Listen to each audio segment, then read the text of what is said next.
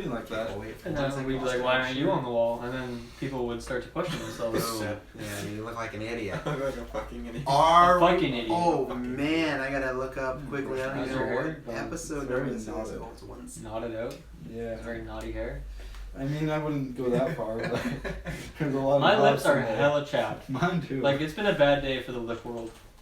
And I've chapped myself. Burpees sponsor us. I have some right there, and I've used it various times today. Yeah. Yeah. Winter fucks you up. You know, if you grow long enough facial hair, your lips don't get chapped as much. That's a lie. I think that is, yeah. I haven't noticed when. You know what? You've had facial hair for like 2 weeks of your life. It's true. Yes. I don't have facial hair very often. Yeah, you're a big shaver. Yeah. Yeah. But when I have had facial hair, I've noticed my lips don't get chapped as often. No, you didn't. Yeah, I did. That's a lie. Where's your proof, Dylan? I don't have any proof. Exactly. But you don't have But any you do have No, I facial hair don't. and your lips are chapped right now. But I think I can say more about my own experiences than yours. Uh-huh. Mm-hmm. Hello, ladies and gentlemen. Welcome to the 172nd episode of the GeekVerse podcast. I am the feeling it trombone playing Travis Snell. Wow, I like that little blossom you did. We're talking about Black Panther. We are. Let's get hyped. I remembered about that. I am the White Wolf, Dylan Musk. I am the prowling Tyler Briggs. Oh, I am the this never gets old Taylor Field. Okay. Hello, ladies and gentlemen. I did that right. What do we got going on? Huge match. I'm going to throw out some promotion. Then we're talking about Black Panther. If you haven't guessed it, we were reviewing it. Very anticipated movie. We're about to get into it. But two quick things. One, a huge match just dropped. Kyle versus myself for the sports championship. Title versus career. If Kyle wins, he gets my title. If he loses, he has to retire. It's 3 rounds. You got NBA, you got Rocket League, you got Mario Super Sluggers. It is a twisty and turny match. I'm a little biased because I was a part of it, but I will say it's, I think, one of the best gauntlet matches we've ever had as far as... It was a lot of fun to watch and commentate, for sure. It was a good match. It's quite a ride, like Black Panther. And now, also with Black Panther, if you tuned into our draft, we said on the Black Panther episode we would reveal who won the Marvel MCU Fantasy X-Men and Fantastic Four draft. You can go back and listen to it even though you'll know the winners, because this was just our peers that chose it. But it's a fun cast, it's great. There's some good choices, there's some strange choices. But it was a lot of fun. So the 3 teams were the Juicy 2 with Dylan and Tyler. And then also you can go to Facebook this week and you can look, I'll post the pictures of what the whole teams were. It was the Ghost Riders with Taylor and Kirkland, and then myself was representative because there was no one else there. It's just Team Travis, I got nothing else. So we put it down to 3 people. It was Liam, who co-founded Dynamic Duo, Jessica, and Kyle. I can say that, actually, how should I reveal this? You know, I'll go with the first one, because who knows how it went. But Jessica voted for the person that she said, the pictures that I used as the characters, like, the actors that this team had chosen. Don't worry, fans. I'm also very confused. She said the actors that this team had chosen looked the closest to their comic book role. Okay. So that's why she awarded her a point to the Juicy 2. Of course she did. Way to go, Jessica. The next vote was Liam Grogan. And I have the message to prove it. He did pick myself. That's pretty sus. I don't know about that. Because the reason is, why are you clapping? Good for you. Like Liam's decision is very biased, though. I don't think it should be counted. I sent these out of saying this is Team A, Team B, and Team C, so they had no idea. Yeah. He said, quote, that I wiped the floor. This is before he knew it was me, that I wiped the floor, that no one else, your guys' team wasn't even close to mine. So I took pride in that. I don't believe that either. But I'll show you the text after. So it was 1-1. I can now reveal that the Ghost Riders did not get a vote, unfortunately. No. So no vote. So it came down to Kyle Smid. Kyle Smid just went with what he thought overall that he liked the most, the movie he'd want to see, and he did give a tip to a certain actress that he think maybe could have swayed him one way or another. So he awarded his point to the Juicy 2. Hey! Yeah! High five. You can thank Emma Stone for that. He's a big Emma Stone fan. And he said maybe it's some Emma Stone bias, but that's he why liked that Emma choice. So there you go. Getting to Kyle's heart. So there you go. The Juicy 2 have won. So we're considering doing a part 2 one day. So maybe Comic-Con time. We should do, well, no, we do a different draft during Comic-Con time. Maybe Infinity War. You know, the perhaps big things popping, little things Stopping. Stopping. I don't know. Let's talk about Black Panther. Let's do We have enough else to promote, right? No? Spin-off shows, Marvel retrospectives out there. It's great. There's a lot of stuff. Just go to our channel, subscribe, like, review. Black Panther. We're going to talk about non-spoiler first. We're all going to give our thoughts, our opinions, our review, and then we'll give you a warning, and then we'll jump into the spoilers. So if you've not seen it, you can come back. If you have, you can stick along for the ride, because I think there's a lot to talk about with this film. So who wants to start? Who wants to take the black one? Tyler Briggs. I was about to say me too. I think one thing that's really big about this film that we're probably all going to agree on is it's not your classic Marvel film, not your classic Disney Kevin Feige Feige film. It's very wild. I'm gonna say it's very mature and it's very in your face. And those wild, maybe you'll see other Marvel films, but in your face and very mature aren't exactly things you expect when you think of the Marvel Studios MCU movies. So I think that it definitely did something new there. And it was very, very out there, but I think it did a lot of things really well. And if you are not a child, Maybe he's like in the literal sense, like yeah, you're trying to insult anything. Yeah, no. I do think this is intended for a more mature audience, so keep that in mind with this recommendation. But I do think this is one of the Marvel ones that everyone should watch, just because it's so different than what you would normally expect from a Marvel film. It also isn't just that kind of cookie cutter superhero movie and just kind of the common themes you would expect. There's a lot of political and racial themes in this one, I would say. And again, if you're not as mature about that stuff, it may not bode as well with you. But it gives you a lot to think about. Overall acting was great. Chadwick Boseman? Chadwick Boseman. Chadwick Boseman was Boseman. Wonderful. I love his character and I love the way he plays Black Panther. I think he just did an amazing job. The soundtrack for me, it wasn't bad, but it didn't stand out for me at all. I thought it was fairly, it was adequate, I would say. It did its job, but not my favorite kind of music, I guess, is the way to put it. And then visually, I think for me, the 3D really, it took a little bit away from me. I don't think it was done as well as I kind of expected from a Disney movie. We had to see it in 3D because that was the first showings. Well, actually, the only showings on Thursdays. I think the 2D is definitely the way to go. But overall, and then fight scenes were great. Overall, it was just a really good film, and I would definitely, if you're watching our cast, I mean, which you obviously are, and you agree with most of the ideas here, go watch this film. It is a must-see for sure. Okay. Taylor, you go next, because I just know the way things could lay out. So. Oh, okay. So I think this movie was phenomenal in the sense that it stood as its own compared to other Marvel movies. I think it had, like you were saying, like it felt different, and I really applaud that it was able to pull that off, because all these superhero movies that Marvel's just been dishing out, they do a good job at being their own thing, but they all have something kind of similar and they're connected at the same time. And this one it felt like it was connected to the Marvel universe, obviously in a sense, but it was very limited and maintained its own unique storyline and development in itself. And I really loved how it did that, and its whole atmosphere and dynamic, and the way it progressed, especially story-wise and character-wise throughout the whole thing, was just so just pulling you in and attractive, and I really enjoyed it. So I think I'm excited to talk about it. There were a few things that I didn't really enjoy with it, but I'll get more into it as we progress. Spoilers. No non-spoiler way you could say. Non-spoiler? Yeah.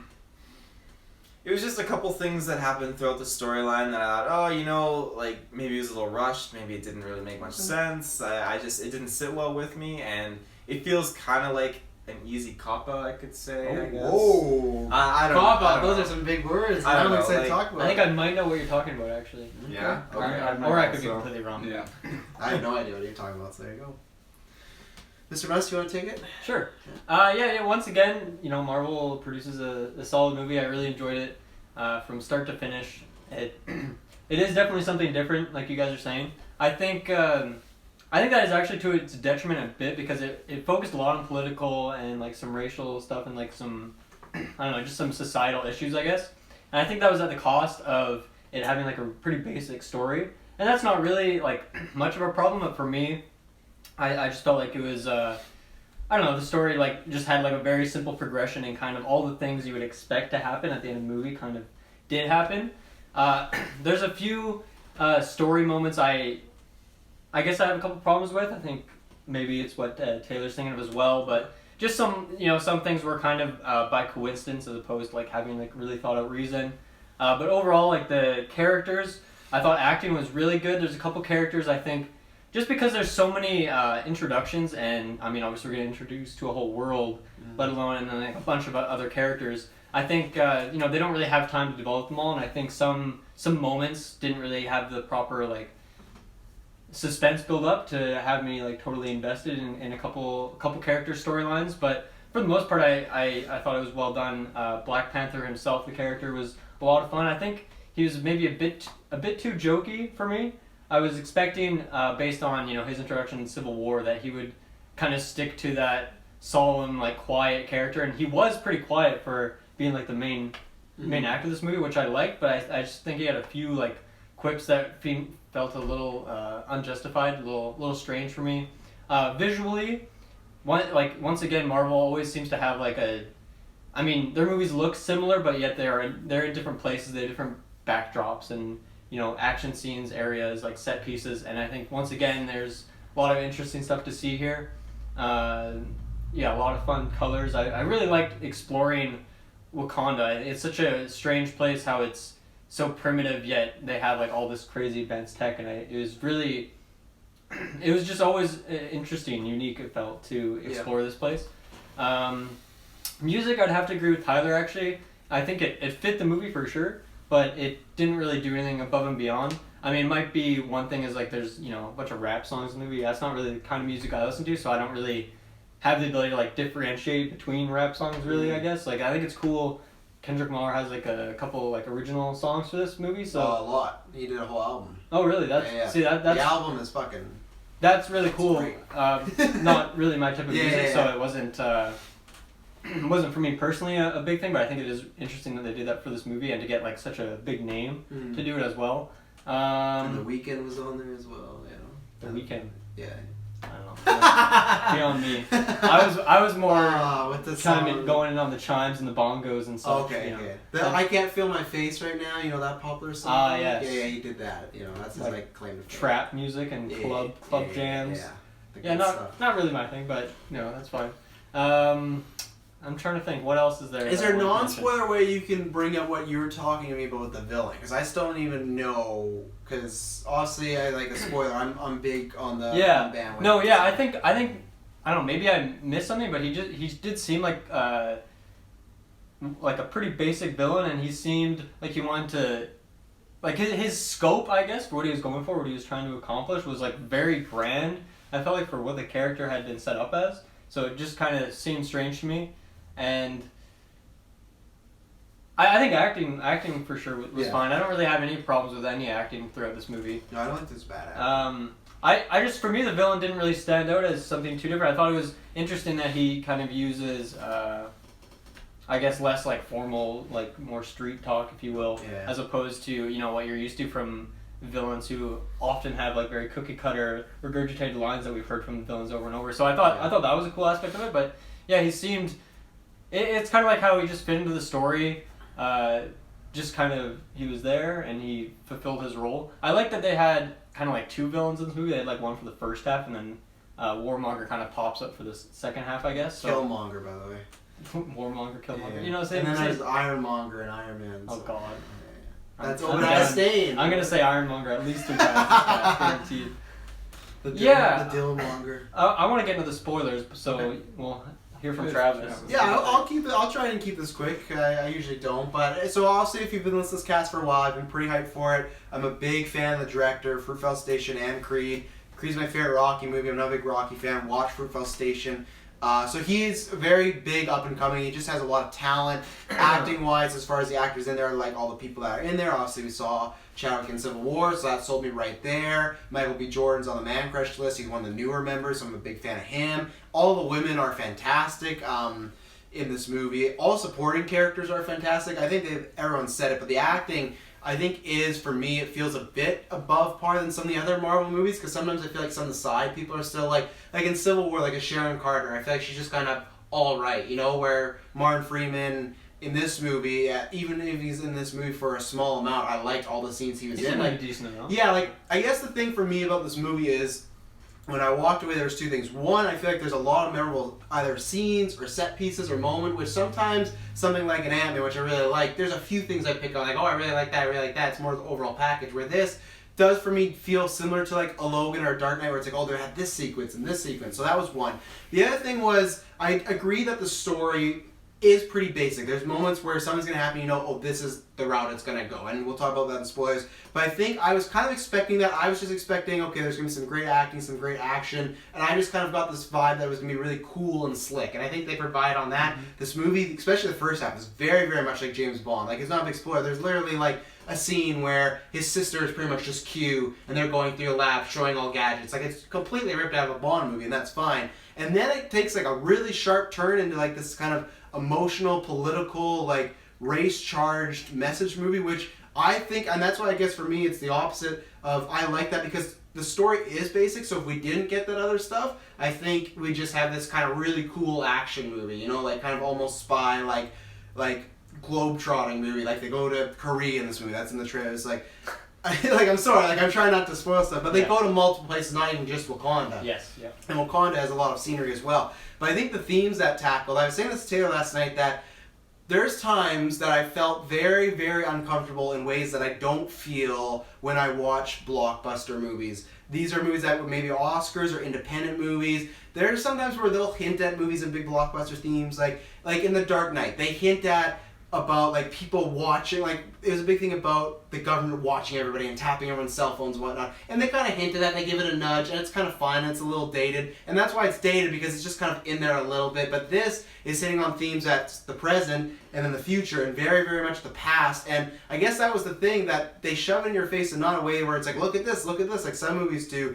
It's done subtly, but it's done to mean something, and there's times where, I'll be honest, there's lots of talk about race and lots of talk about slavery. Our theater, we had a lot more black people or African American in our theater, and there's moments where they clapped and cheered. That's not really the case in Kelowna where we are. No, it's not at all. Common. No, and for me, there was moments where they were cheering at stuff, and I'll bring it up in the spoilers, where they have every right to cheer, but it makes me feel uncomfortable because of things our culture as white people have done in the past, and I wasn't expecting that. And I've not, even Dark Knight or Logan, I've never felt uncomfortable in those movies. I felt uneasy or intense, but I've never felt the moment where it's made me think about stuff that's not, oh, how does Black Panther's suit look so cool? You know, it's making me think about, even stuff in this movie makes you think about, question yourself. Like, there's a scene that I want to bring up, but spoilers, but there's just a scene where Agent Ross is talking to some people, and it kind of shows from now that, once again, in a movie like Wonder Woman, when we're getting a character's point of view from a different culture, how him talking to them, to me, it's just, oh, he's just talking to them, but they view it as they're talking down to them because they're a different color, right? And that to me is stuff I wasn't expecting that going into this movie. So for me, I had very high expectations just to be a cool movie, but it went above and beyond that. I'm excited to talk about in spoilers, but yeah, this for me is, I have to see it again. It's honestly between this and Civil War for my favorite MCU movie. The reason Civil War might get the edge is because I think Civil War is just this perfect combination of, you got your humor, your drama, your action. It's like, if you want to show someone what the template is for the perfect Marvel movie, this is it. Where this feels very different. Like Briggs talked about, we talked about this last night after the movie. I don't feel this is a movie where kids are gonna, they could watch it, they'll have a good time, but there's moments, there's half an hour of stuff that just, they're talking about like deep emotional stuff. They're talking about slavery. They're talking about some minor spoilers like suicide. Like, that's stuff that's not, you know, talked about in Guardians or Thor Ragnarok. It's not a pick up your bucket and have a good time movie. I think it's a lot really thought-provoking, and it reminds me of, cheap plug, we're doing the Marvel retrospective. It reminds me very early of early Marvel with Iron Man and Dylan's favorite Incredible Hulk, but there is humor in this movie, and I would disagree about the Black Panther thing, but we'll get into that later. There is humor, but I feel like the humor, unlike Homecoming, unlike Guardians, unlike Thor, Guardians I would say was equal, but those other movies I listed are very comedic heavy. They're very, it's jokes first, story, and then some, and we've said that even with Thor Ragnarok, some dramatic moments don't hit because they get to the next joke too fast, right? Where this, I feel there's that Marvel humor in here, but I feel this has that old school Marvel grit, and that's what I really like. I did not think we'd get a movie like this, other than Infinity War, because it has to get that way. I thought the solo movies were from now on, always going to be like a good time, like, adventure sort of deal, you know? So I was pleasantly surprised, even though my expectations were high. So, anything non-spoilers? No. I think we'd all recommend it to various levels. Yeah. I think you'd enjoy it. Okay, so regardless of who you are. Of who you are, yeah. Yeah, anyone. Unless you hate Marvel movies. Unless you, Yeah, like our poll. Yeah. Taylor made a poll on Facebook. Are you seeing Black Panther this weekend? Yes, or it's no, I don't like Marvel. You didn't have to do that. You didn't have to, but that's all good. It actually got a vote though. Someone actually hit the no. Really? Yeah. Was it? Maybe it was a joke. No, it was I maybe hope one of it's those a joke. hunka guys, Yeah, maybe. It's probably Ruben. Yeah. I remember. Okay, we're getting to spoilers. 3, 2, 1. So if you have not seen Black Panther, please come back later. If not, Superman does not have a mustache in this movie. He doesn't. No. Where do we want to start with this? I want to know, what is the thing that you thought that... Oh yeah, let's talk about that. Yeah, what very is much it? interested. Well, I guess we're starting with some negatives, but we'll go with that. We're starting with the story point. Yeah, so for me, one problem I had was when, and this is we're in spoiler territory now. This is Last warning. So yeah, Black Panther, he is having the duel against Warmonger, Killmonger, Ironmonger, and he gets thrown off the edge of the waterfall, or whatever, and then the three ladies they go up to the mountain to go and request aid from that tribe of people, and then like he's just there. Yeah. And so that for me was like a really big coincidence that I felt like they really should have done something a little more creative to get around that problem, because I think that would have been a great opportunity for him to like, survive that fall, because whatever, it's a movie, we can suspend the disbelief. Yeah. And then him like have some journey to get back up there, or push himself, or do something without his powers, prove that he's still strong even without having his powers. But instead he's just there. Some fishermen found him, and there he is. He's all good. Oh look, they're here too. Everything's okay. And then that's the quip too. Like as soon as he wakes up, he's like, "Can I have a blanket?" I'm like, that's not what you would say in this situation, dude. I guess this is like a very serious matter. Like potentially Wakanda is at risk here, maybe even the world. And he's like making a joke, a character who never jokes. I don't know like, if that he was making a joke. That whole segment for me was. Well, he had like a smile on his face. It was definitely it was 100% a Marvel quip. That was what I thought you might be talking about, because to me that really stood out as like a very strange coincidence that really didn't need to happen. Before you go, the two things. One, I can't debate you on that. It is, to me, that is the most comic booky this movie is. It's him getting thrown off a waterfall, surviving. Well, that's a good thing too. That's my biggest problem with the movie, and that's like really not that big of a problem. So my thing with the quipping is what I like that stayed true. He, to me, only quipped or was funny around his family or as T'Challa. He wasn't in the suit being quippy. You know, that's what I like, because when he was in the suit, he was always down to business when he's talking to his sister, things like that. So I guess that's where I'll agree with you, he's more quippy than Civil War, but we didn't spend much time with T'Challa in Civil War, right? It was just him being action badass, you killed my dad, I'm gonna get you, right? So that's where I'm fine with it, not in the mask, but that's what I wanted to throw out. So what was your story thing? That was not it, but that actually makes a lot of sense that you've deciphered that. Deciphered. My issue you make me sound a lot smarter than I am when you say deciphered. My issue was the fact that Killmonger just so easily flew in on his little plane to Wakanda. That I didn't... Well, I don't think... Because... Yeah, I think the issue with your issue is that the way he flew in, it wasn't into the core technologically advanced Wakanda. It was the Wakanda that's visible to the rest of the world. You've got the third world Wakanda. Yeah, you got the huts, the farmers, they're animals. They have no technology. And sure, we obviously recognize the war leader. I'm gonna call him. I don't remember his name, but the war leader. Who found him. That's the same way he would greet anyone who came to Wakanda. It's still going to be, he's still in that outfit. Obviously, to us, we know that he's got all this crazy tech inside of it. That those blankets are fucking massive shields. But to anyone else, they're just going to see Wakandans in their third world get up and doing their thing. Yep.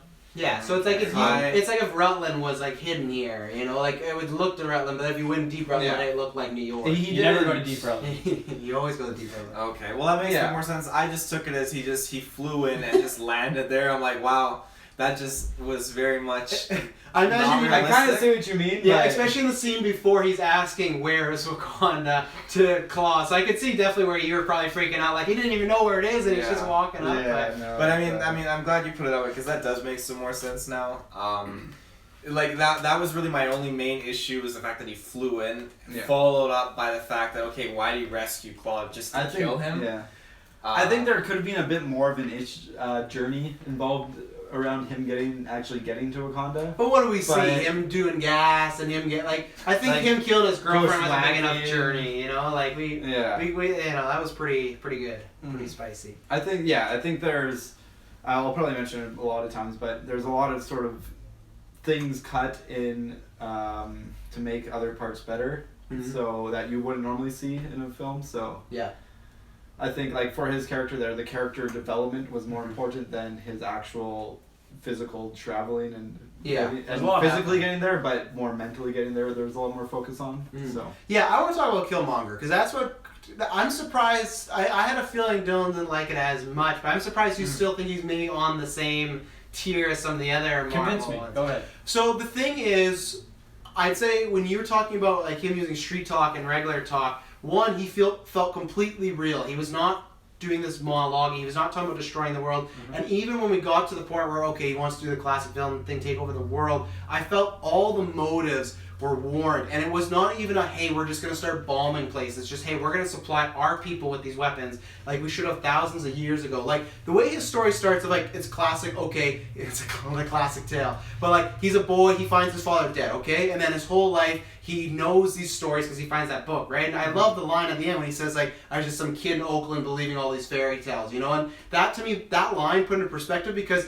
his whole life, even more so because of his dad, but that, he feels like he's complete outsider because there's this world, this royalty that he should be there for, and he's not. So I understand, okay, he's going to train his whole life to get there. And then when he does get to the throne room and he explains that scene, in the middle of the movie, I was completely on his side when he's talking about, hey, our people, we have 2 billion people out there, you've watched them be slaves, you've watched them be killed, you've watched them be jailed, and you could do anything to help these people, and you're not doing it. The problem is he's going to go about the wrong way of like, oh, we're just going to do it with power, but that's where I thought they did a good job because he even convinces T'Challa that that's the way to go. He just is going to do it in a different way, right? He's going to do it with more grace and let's work together. But even he was, and that's where for a while I was completely on his side because I feel like everything he's doing, it makes sense. Even in that's what I loved about the middle when he does take over in the challenge. When he wins, he didn't do anything dirty. He didn't cheat. He even kills poor Forrest Whitaker. But like, even at that moment when Nikita, and I forget the general's name, but when they're talking,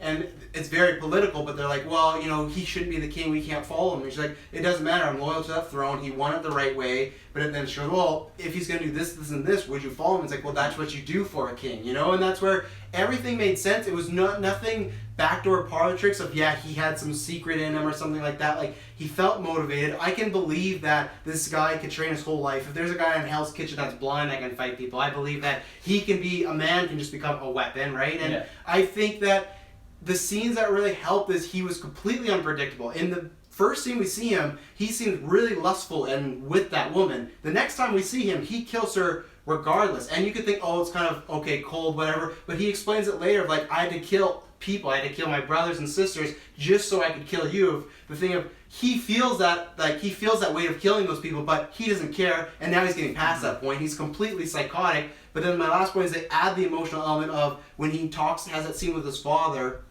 and it's like that weird like dream sequence or whatnot into the boy and the man, and he does cry in that moment. You can see he has emotion, and his death scene is phenomenal. Like that scene, and that's where to me, I was like, this movie's super fucking dark and super deep when he has that line of like, my brothers and sisters knew it's better to be free than bonded, you know? And I was like, this is in a movie that is like made by Disney, and like he's literally talking about slaves killing themselves, like he refers them jumping off the boat. I felt like everything he was warranted. I liked his dialogue. His acting was phenomenal. I just thought anytime he was on screen, my eyes were on him to see what he was doing. It was that Heath Ledger thing of like, just the way he moved and the way he talked. And he just had, like, he felt real. And that's my biggest thing. He felt real where you have Malekith, you have fucking, I don't know, you have Ronan the Accuser that are just these really comic booky, and that's fine, but they're just really unbelievable. Like, this is purely sci-fi, but this guy he felt real, and that was the biggest thing for me, and that's my pitch, and I'll shut up now. So yeah, that's good. Mm-hmm. So now you can counter of what were you not on the bandwagon for him, or however you want to phrase it. I don't know. I mean, I guess I didn't. I think for me it was like towards the end, and he was getting to a point where he was wanting to take over the world, and that to me seemed just like outside of the scope of the character I had been like, I guess, given throughout the movie. So that just seemed a bit strange. And did you not feel it was warranted though? Because I feel like our biggest thing is we bring up that happens, but they always say like, why do you want to do that? And it's like, well, it's just cause. But this was like, he had that, oh, I'm doing that because we can save our people. Like, we can liberate people. We can be the ones in power for once. You know, it's not just like, yeah, I want to destroy. Like, I love Ego as a villain, but really he just wants like, oh, the world will be better if we destroy it. It's like, okay, I guess it could be, but yeah, I don't know. Maybe I'd have to see it again and like really pay attention to it or something. I don't know. He just didn't have like that huge impact that he did for you. I still really liked all of his action scenes, and I loved the look, like the bumps that he had. Like, it was very weird. One for each victim. Yeah. One for every kill. One for every kill. Yeah, Killmonger. Yeah, it's an interesting look, and I liked his introduction as well. Like that scene in like that art gallery is I don't know, it was a weird scene, but it was pretty interesting. That was the uncomfortable scene, because this is a true story when and it's a fantastic line, because this is the other thing with him, he was super cool and calm when he's talking to her, like, oh, what's this? Like, he's super nice, and then he's like, I'm gonna buy this, and she's like, oh, you can't buy this. He's like, well, your people stole everything, why can't I? And she's like, pardon me? And then he starts talking about, like, white people. Majority of the black people in our audience clapped, and that was the worst time. I was like, man, I do not want to be white right now, and that's what I mean. Like, but I thought that was on purpose, you know, because even she reacts strangely. And the last thing I'll point out too is there's a scene where he has that emotional scene with his father, and then the next thing we see him, he literally picks up a 6-year-old woman and he's choking her, and that's what I love. Like, he had like the unpredictability of like Ledger's Joker, but he had like a small amount of emotion there that I still felt tied and was rooting to him. But that's why I like that. And that's why I think it was better for the story overall that he died for this particular movie. But I said, Dylan, I just wish he was still alive to be popping around the MCU, because you never know what this guy's going to do. Like, he is a complete loose cannon. But I think it fits the story. It makes sense that he would not continue to be alive, right? So, yeah. Killmonger was very wild, as I mentioned earlier. He very in your face. Unpredictable character, and like there are a lot of moments that caught me off guard with how just like bluntly he brought race into like straight into the forefront of the theater there. And there were so many times when you felt like the theater was rooting for him, and I gotta 100%. Say, like, about halfway through the film I realized, wow, like I really liked him as a character, and I was really impressed with the way he went about doing his thing. And one of my favorite moments was when they're in the throne room, when he initially comes in, and he kept saying to T'Challa, ask me my name. And that was such a great scene, and it showed like...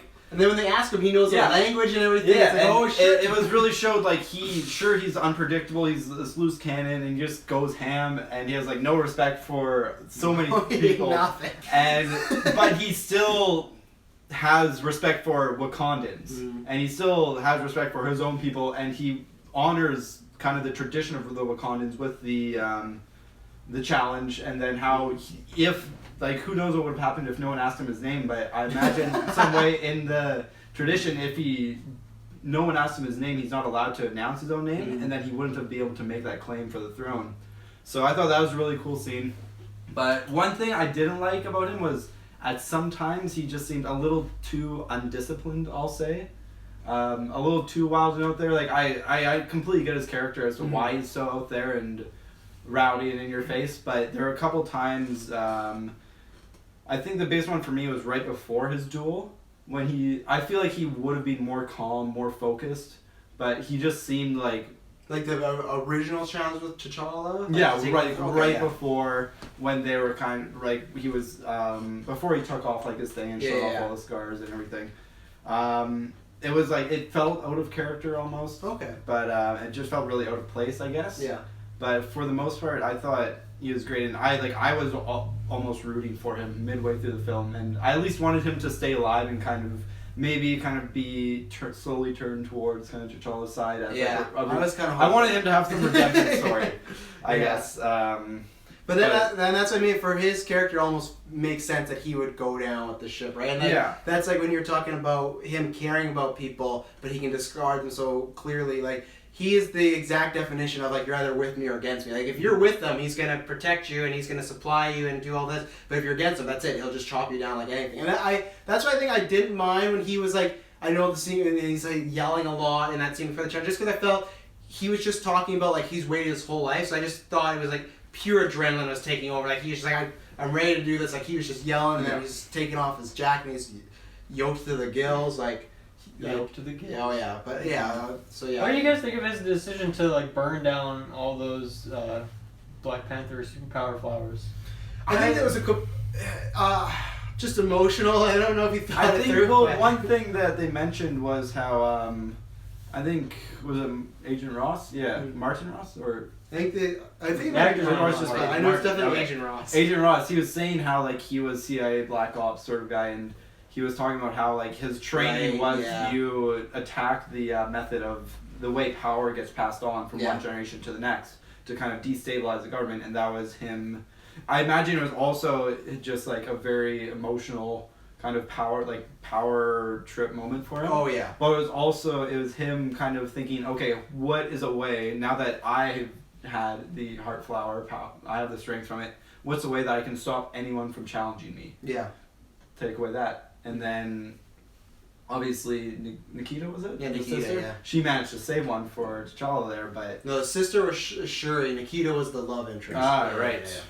Yeah. But I think there was reasoning behind it. Mm-hmm. I forgot about I'm surprised he destroyed all of it, because, I mean, it seemed throughout the film he still had a lot of respect for Wakandan tradition, so I imagine he would have wanted to maybe save one or two, just for his just for safekeeping, but it's a lot easier for him to manage one or two than a whole garden. Yeah, and I think because he was right out of the vision after that point, so that's why when that happened and when he's like choking the lady and everything, I just took that as he's just going through a lot right now. He's seen a lot. Yeah. And even then, when he is burning, he says like the reason he's doing it is because he wants to start it over, right? Like he's going to burn all so we can build it up. And I get that from a villain standpoint too of, everything that Wakanda was before was a big lie. Like this movie's plot point, like point of contingency, is them building stuff on a lie. It's a guy that killed his own brother and left his nephew there, right? So it would make sense that, hey, this is the old guard, look at what they did. And even I can't remember, guy from Get Out, I can't even remember how to say them. It's W and then it's Kabai. Wabaku, yeah, but it's spelled. I think it was Mumbaku. It's a W and that's Kabi.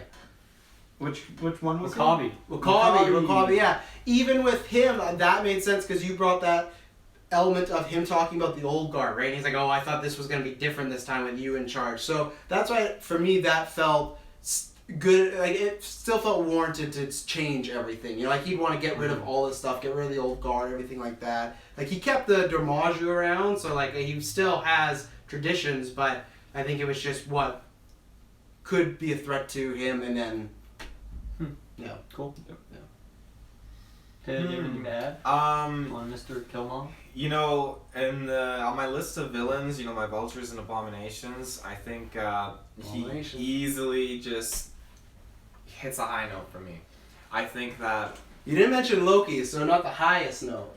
Loki's up there, but I definitely really... I have a lot of respect for this villain, and he half the time he doesn't come off as being like a villain, as just being someone who's so damaged that just wants to prove his point of view as being the right way. And I really like that. I think that for me, what delivers a really powerful villain is the way he can transition his mind and his mood and the atmosphere of the room from being calm and collected to something where you as a viewer just feel so unsettled in your seat and you can feel and anticipate something's happening. Yeah, the first time he took the throne, that was a big scene when he's sitting around. He just has like this Yeah. garb, like it's not even anything official. He's showing off his abs, and it felt like, oof, this is not the room I want to be in. Yeah, like most of his scenes just carried that with him, and it just I love how a villain can do that, and I feel like Disney's really getting good, or Marvel's really getting good at doing this with the villains, like especially like with Vulture and the car scene and stuff like that. Like it's definitely just trying. those moments are so powerful, and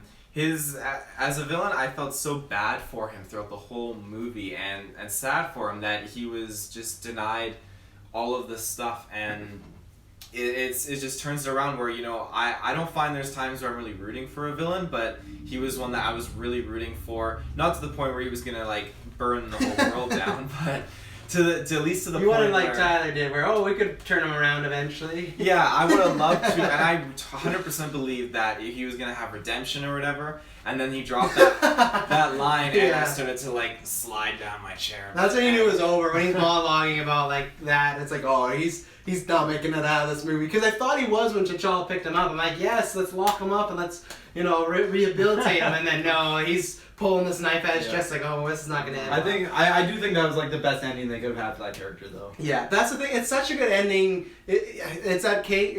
You want to make your cake and then eat it too, right? Like, I'd love him to be Loki and be around for 10 films and everything. And I do. Yeah. There's a part of me, because I do think Loki's gonna die, that I think he could have been useful to be like this strong new character. Yeah, but now with him, and that's the thing. I'm very interested in Infinity War because lots of people really like this performance. I don't know if people are going to be talking about Thanos as much as Killmonger at the end of the year, and we'll see if that backfires. But I want what he has to have what Thanos is going to have, but I don't know if he's going to get that same level with a CGI character. You know, like that's where it's other than Gollum, give me a CGI character that really like commands like screen presence, right? You know, so it's gonna be a tough act to follow. Yeah, like, not easy. I think there's enough room for people to be talking about him and Thanos because I think they're gonna be really big and talked about for different reasons to some degree. Yeah. So I think it'll be fine for Thanos. Well, because we're on films, we want to talk about Claw quickly. Oh, I did have a couple more things I wanted to mention about Killmonger. Damn, my transition games go over. I think one thing I really liked about him was the fact that he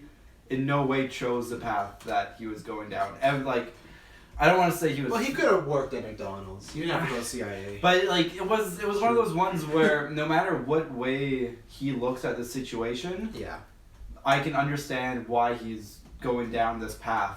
Because it wasn't like, oh, there's some terrible accident and he's just not seeing the bigger picture. Straight up, his uncle killed his father. Yeah. And then there's obviously all the racial issues and stuff. So there's a lot, but he has a lot of reasoning behind why he's doing it, and no one can really say he's wrong. Yeah. He's sure his end game is not morally what you would want to do. Yeah. Because T'Challa is obviously taking the right way of pushing the issues that he had, but I think that was a big part for me behind his character. And then one issue I had was how quickly they went from him having the throne to just instantly all of Wakanda's. It kind of makes sense that all of Wakanda's still behind him because that's tradition, right? Yeah, exactly. The king, it works. Yeah. But there's a lot of. I feel like there's a lot of steps that were kind of skipped over between him taking the throne and then him taking over the world. They do even say he's like, this would take weeks, and he's like, I don't care, I don't want the weeks. There's a lot of times where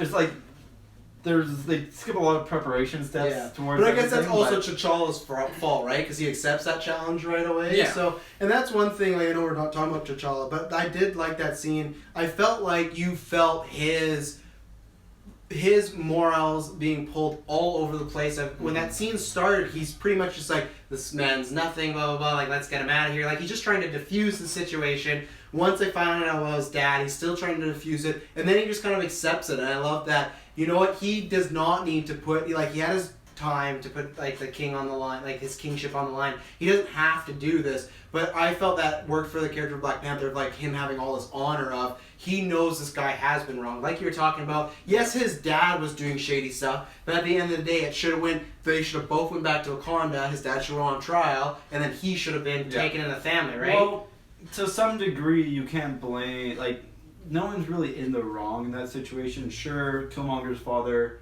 Killmonger's father did pull a gun on the other guy. So I don't think T'Chaka. I think T'Chaka could have handled him without fucking a whole chest full into his heart. Like that was one thing I was like, I think he could easily just elbow him and be like, "You're coming back with us." But as Ron Burgundy says, it escalated really quickly from, "Hey, you're coming with us," like you're dead. I think, but you can also see that it was a very emotionally charged killing because obviously his brother just betrayed him. Yeah. And he's feeling and then his brother pulled a weapon on a very close friend of his too. So there's a whole lot of just emotions. I think everyone in that situation overreacted to everything. Oh yeah, yeah. And so no one's really at fault there. But then, as T'Chaka chose to leave the child instead of bringing it back to Wakanda, that's the line. Yeah, that's where T'Chaka crossed the line and did wrong there. Yeah. And so. Yeah. Yeah. Oh yeah. No, I was remembering his name. I brought up as like that's why it worked because it was just like he did kill him, like you say, he left the son. And what were you? Because you were wagging your finger. Well, I was definitely leaning to what you were saying. Like I think it was definitely an emotional moment, and there was just so much build up between the fact that he betrayed all this sensitive information to Silver Vibranium about locations of guard towers, all this stuff in Wakanda, and how that's a huge betrayal. And but even if you look at it from him, he was doing it same as Killmonger to help people out, right? Because they sent him to America, and he's like, "Look what's happening here. We need to do something." Yeah, but at the expense of his own people. Oh, for sure. Yeah. I mean, and that was just the wrong way all around for the king didn't obviously want that, and so. I think, even then again, what you said, when he pulls a gun on, again, one of his own people and his friend, I mean... And then I think there's also the fact that for T'Chaka, it wasn't just, a member of a race betrayed us, but it was the member of my family, my brother betrayed us, and it was much more personal for him. So say if it was just, another war leader who betrayed them, he might have gone to that extra effort to disarm him and bring him back, but because it was his brother, there's just that much more emotion, and... he just takes it all the way to it just goes just all the way to that 100. Oh yeah. Where he just kills him, and Old Alfredo. Yeah, there's a lot of stuff. Godfather 2, you ever seen it? Do you watch it? You'll get the reference. Do you feel like he did not take Michael B. Jordan with him when he was a child because he was still angry at the fact of his brother and what he did, or he didn't want to?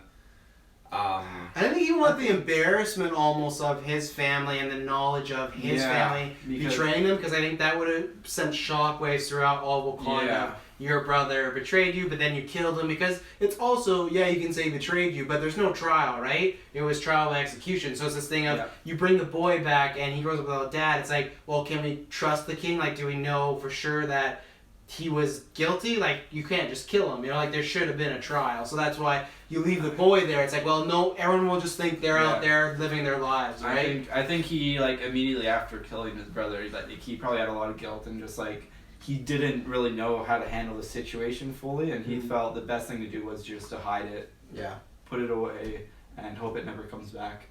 Came back strong. Boy, did it ever. One mistake to try. I liked that, though. I really liked that we ended up, especially in Civil War with Black Panther, seeming to hold his father such a high regard that we saw. It's a classic thing in movies, but the thing between a father and a son, and kind of the son breaking away to become his own man. And I like that him and just Wakanda in general. It showed that, hey, maybe they're a little more shady and they don't do things as well as they present themselves, right? And that's what I liked about Wakanda, was that and the way it looked. One thing I want to bring up, because I forgot what we were talking about Wakanda, is just when they all kept talking about tech, I love that we actually saw a lot of tech, that clock with the shield. There's so many movies that talk about we're so technologically advanced, and the city's just really pretty, and that's about it. But I felt at every turn we were seeing new technology, new weapons, new clothing. And I liked when they said it's stitched in the It felt like an interactive experience, kind of walking around this place. Yeah. Speaking of T'Chaka there, and how he made mistakes and everything. I really think. I feel like I just like go way off anyway, so I want to get to what I was gonna say. But the way they handled T'Challa's kind of redemption and kind of coming back to claim the throne away and fight Killmonger, I think it has its pros and cons because they skipped through his more, I guess, physical redemption and more plot-wise redemption of him surviving the fall, kind of trying to gain his strength back and getting saved, and then we're just gonna put him in some snow. Yeah, exactly. They which is a big caveat for Dylan there. How they just kind of skipped over that. But I think in lieu of that, they really focused on his character's kind of emotional redemption and coming to terms with the fact that he's becoming king. He's just got over. It seems like he's just getting over his father's death, and he's kind of like accepting he's a king. His father's dead, and you kind of see that when he goes into the ancestral plane. He's not sad to see his father and kind of accept his death. He's happy to see him, and it seems like a very positive experience. And then out of nowhere, second time, not so much. And then you see him kind of dealing with his father again, but he's coming to terms with the sins of his father, you could say. And he's challenging them, and he's realizing what he needs to. He realizes what he needs to do. And I think they definitely cut out a lot of, and I'm not going to get into all of it right now, but there were a lot of kind of big plot moments that they kind of skipped over in lieu of doing big character moments. And so I think the character moments were really well done. So ideally for me, they do both well, and they don't have to skip out on anything.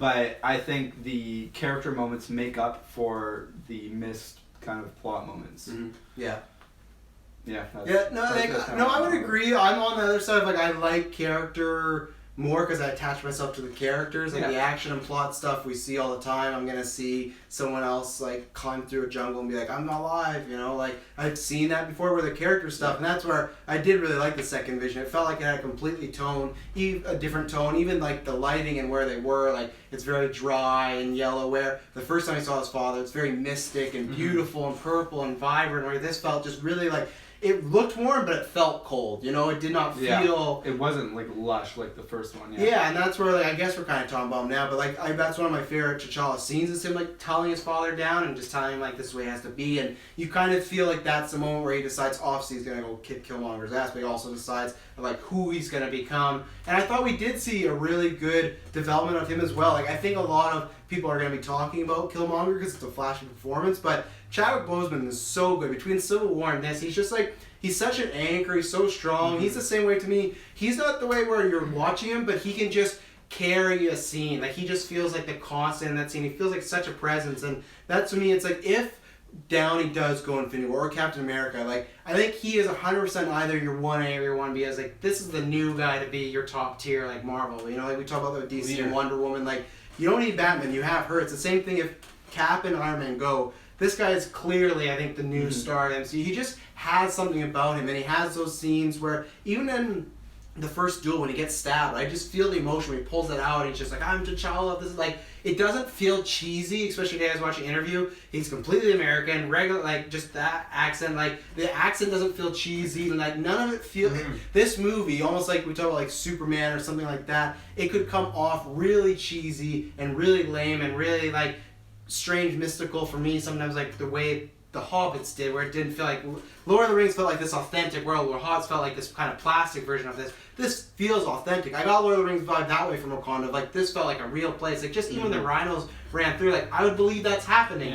This fits. That scene in particular reminded me a lot of in the Two Towers with the big battle, those war dog things. He fell off the cliff. Yeah, I was wondering if someone was gonna fall off a cliff in that scene. It was a tumble off the cliff. A tumble off the cliff. Yeah. Poor Aragorn, but he found that horse. He did a lot. Did you want that to happen in Black Panther at the end of the river? Pretty much that happened to Aragorn, right? A horse just took him to fucking Helm's Deep, and then he was there. We should have got that, I would be down with any Lord of the Rings actions. But what are you guys' thoughts on Black Panther overall, and then T'Challa? Yeah, a lot of fun. I really liked. I liked seeing his dynamic with all the different characters because he seemed to have. Obviously, this is our introduction to all those other people from Wakanda. Yeah. And I think it was fun doing it from his perspective. And first, we get to see his family. I think him and his sister had like a really, really good dynamic. Fantastic. Those two together were Yeah, yeah. so good, and I really hope we get to see more of like those two in particular, because that was so much fun. Any of their scenes, how she's always like pestering him about stuff and like always seems to be one step ahead of him. If they do female Avengers movie like they've hinted at, she has to be in it. Yes, 'Cause she's dynamite. And I've only seen her one thing. Me and Dylan did the review a few weeks ago on Black Mirror. Mhm. She's in an episode. She was great in Black that Panther, episode. Black Mirror. Yeah. That's only in her contract. If it's black in the Very title. one note. Black Panther Mirror. But yeah, she was great in that. But she like kind of for me like I think Killmonger steals the show. But like she's so good. But She was that standout for me because Yeah. I mean I obviously saw in the Black Mirror episode, but she definitely like for me is probably like my favorite character in this Yeah, movie. and her all of quips- her scenes were a lot of fun. her quips to me are the best because they don't feel like quips. They feel like sass. They feel like that's Yeah, her personality. yeah. Where sometimes it does feel like Yeah. implant Yeah, joke she's here, like quick right? witted, Like, like this she's is- coming up with them on the spot, as opposed to Exactly. it's just like her getting to that point in the script. Yeah, Yeah, and the relationship is Yeah. great because I'm the same thing. I have a younger sister, and I got that similar vibes, and that's the best. And now too, and anytime that movie, I thought she might die at one point. Anytime she's in trouble, you feel that because you feel Yeah. their strong connection.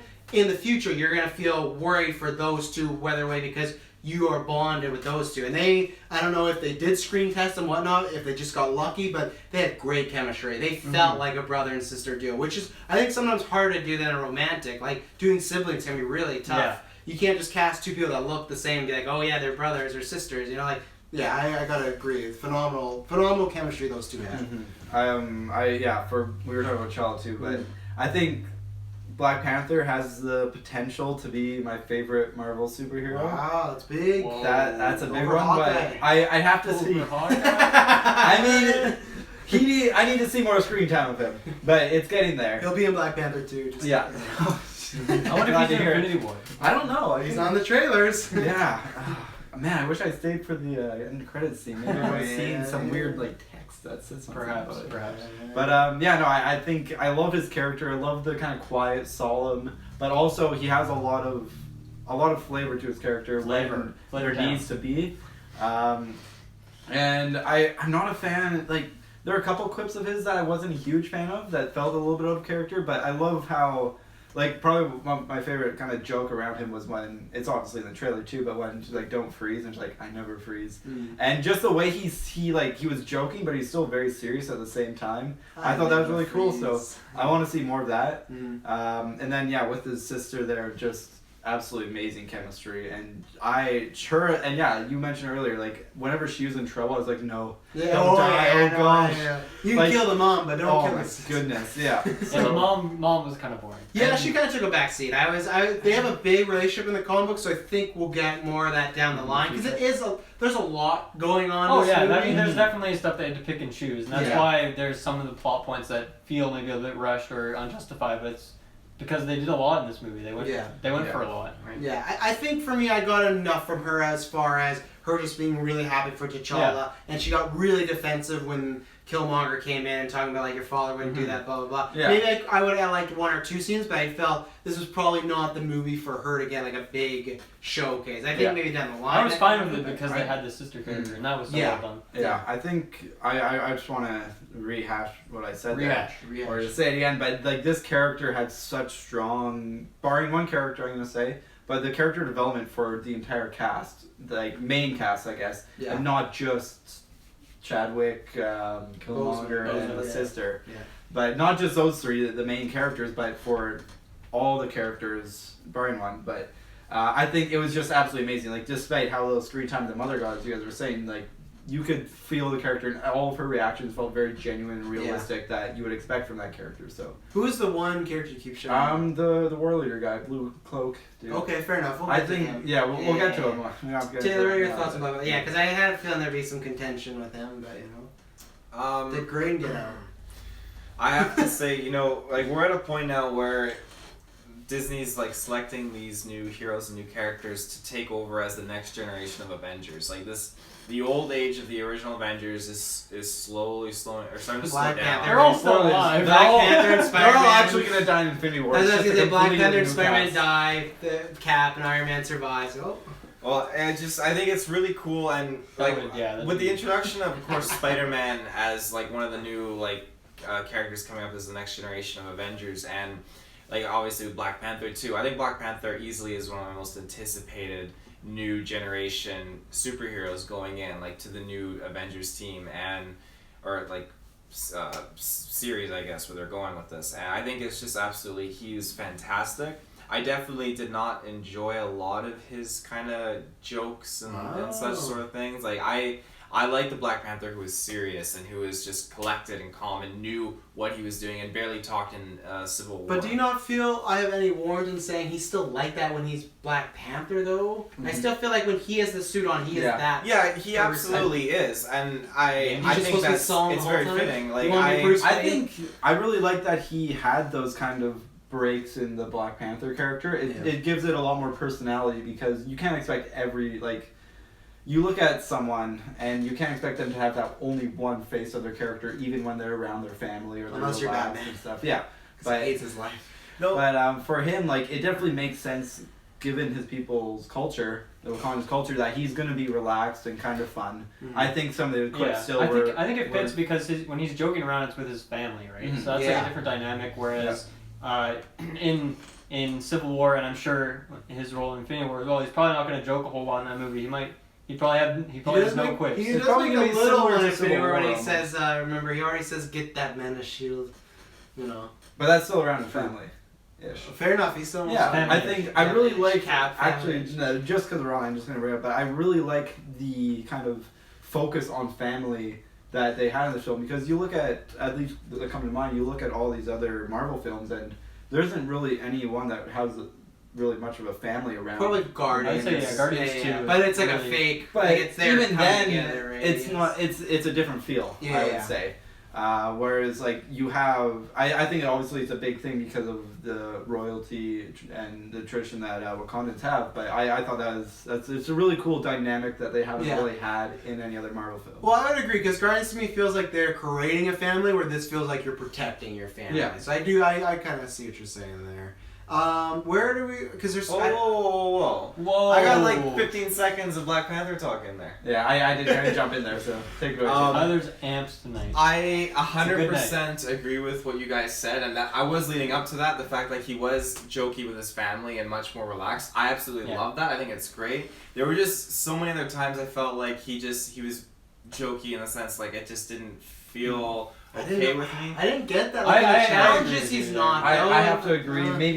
Maybe not on the same level as you, but there were a couple that. I just felt like when the Yeah. movie wanted to get super dramatic, like when his Forrest Whitaker dies, and when he has to come back and take over, and when people are in danger. I don't feel like it was ever comedic in those moments when it was really, really serious. Mm-hmm. Like in the moments when they're in the interrogation room, like not when they're back and forth with Martin Freeman, just when shit goes down and that the throne room scene. Like we got a couple of throne room scenes around the past couple of months, but like Well, that scene with Killmonger, he's not comedic. So I feel like all those scenes where big drama's happening, he's not like Downey being like, oh. No. It's not at moments Waka where it's like waka. seriously dramatic or sentimental that he's being very quippy. But I just think the moments where they were going for him to be funny, I didn't really enjoy it. That being said, the moments where he was jokey and relaxed with his family, I did enjoy those moments. They're just the ones in between that just didn't sit well with me. Okay. I think, playing the Black Panther and having to be calm, collected, like he does a phenomenal job with that. He reacts so well to the situations and the different dynamics of being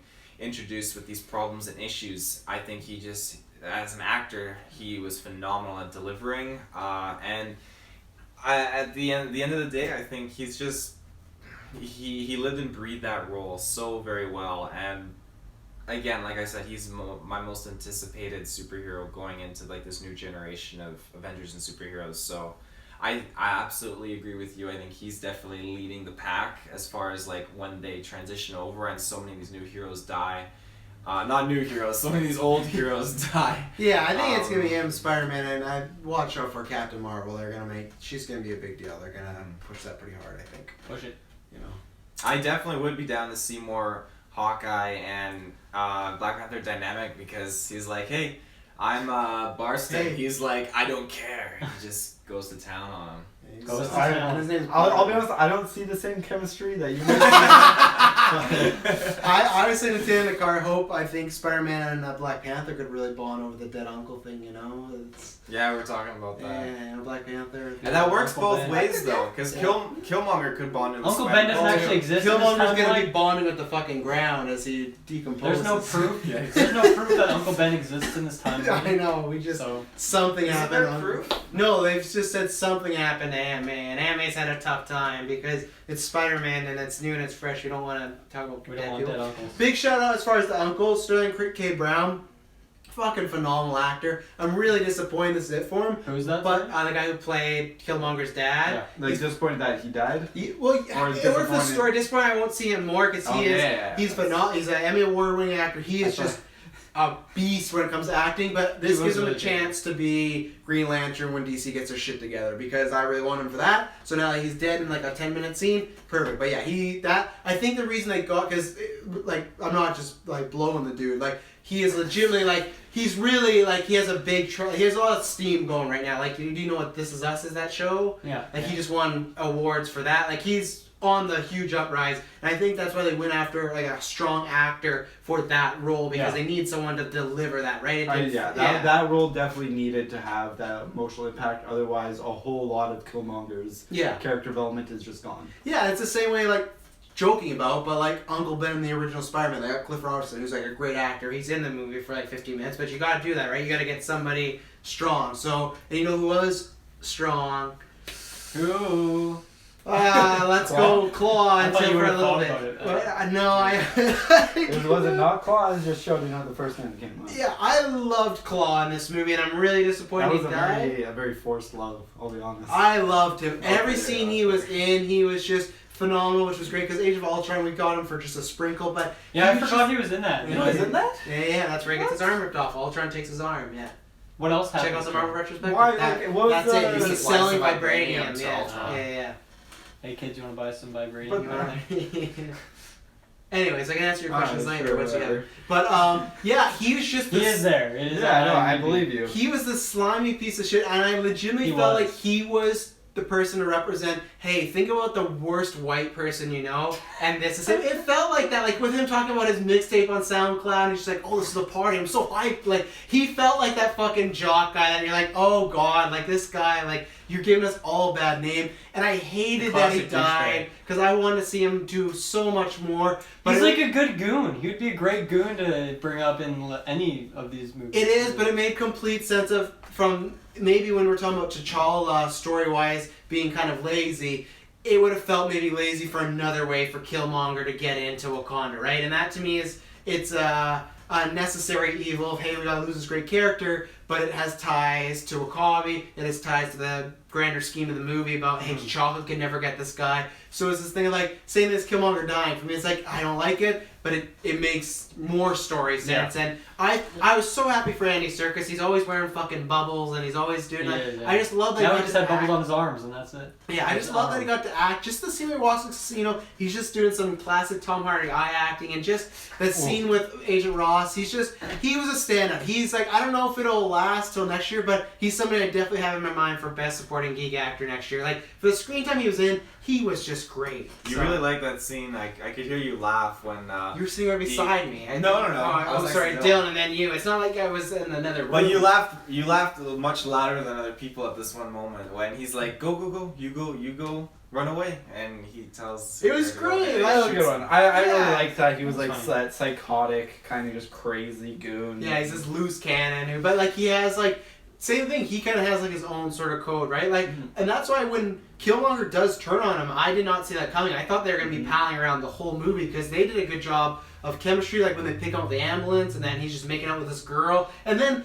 Claude just looks at them and he's like, yeah, like he smiles. Always like, has that fucking creepy ass smile. Yeah. Like, but when the turn happened, I didn't think that was gonna happen. I thought it was gonna be those two to the very end of the movie. But then when that turn happens, like, wow, I didn't. That's a moment I did not see coming. So yeah, love Claw. Yeah, no, I agree. He was so much fun. Andy Serkis is just a great dude, you know. Yeah. I just love this guy. So yeah, I really enjoyed it. I thought he was, both funny and like scary, and just because of how much like power he has access to, but scary as well because like he's just wild. Like that scene when he's like walked up and he's like talking to himself in like And the he just starts reflection, singing and- but he's also like maybe talking to them. I don't know. It's really strange. You can't really like put your finger on him. He's pretty wild. Put your claw on it. Put your fake hand on him. I gotta say, and the claw use, all the stuff they did, it was very cool. Like that felt very Looks classic fresh. James Bond. Even like anything like breaking glass or turning a cannon, just good use of a I'll be claw. honest, if they didn't have the subtitles at one point, I would have gone the whole film thinking that like Claw was like the name they called him because he had a fake hand, and they spelled like CLAW. No, that's his But name. it was like KLAUE in the subtitles. I was like, Who oh, would have thought the guy who Well. was named Claw is gonna lose his arm and have a claw? You know, That's the yeah. classic. it's like I Captain know, Hook. kinda silly. Yeah, Captain Hook. He was doomed. He was doomed from birth. From birth. Yeah. Yeah.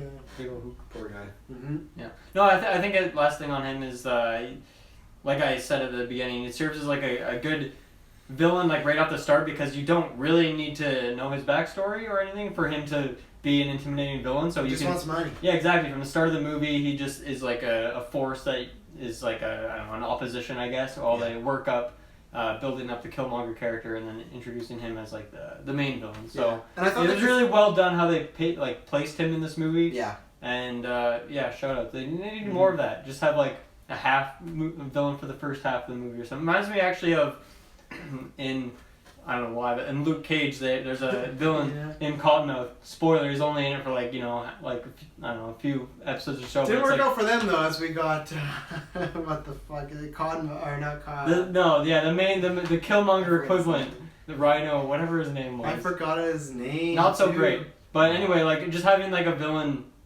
that's maybe a little bit more simplistic, but is just like intimidating in the way they hold themselves, and is. Well, that was the problem with Luke Cage. They did the more interesting villain first. And That then was they a big problem.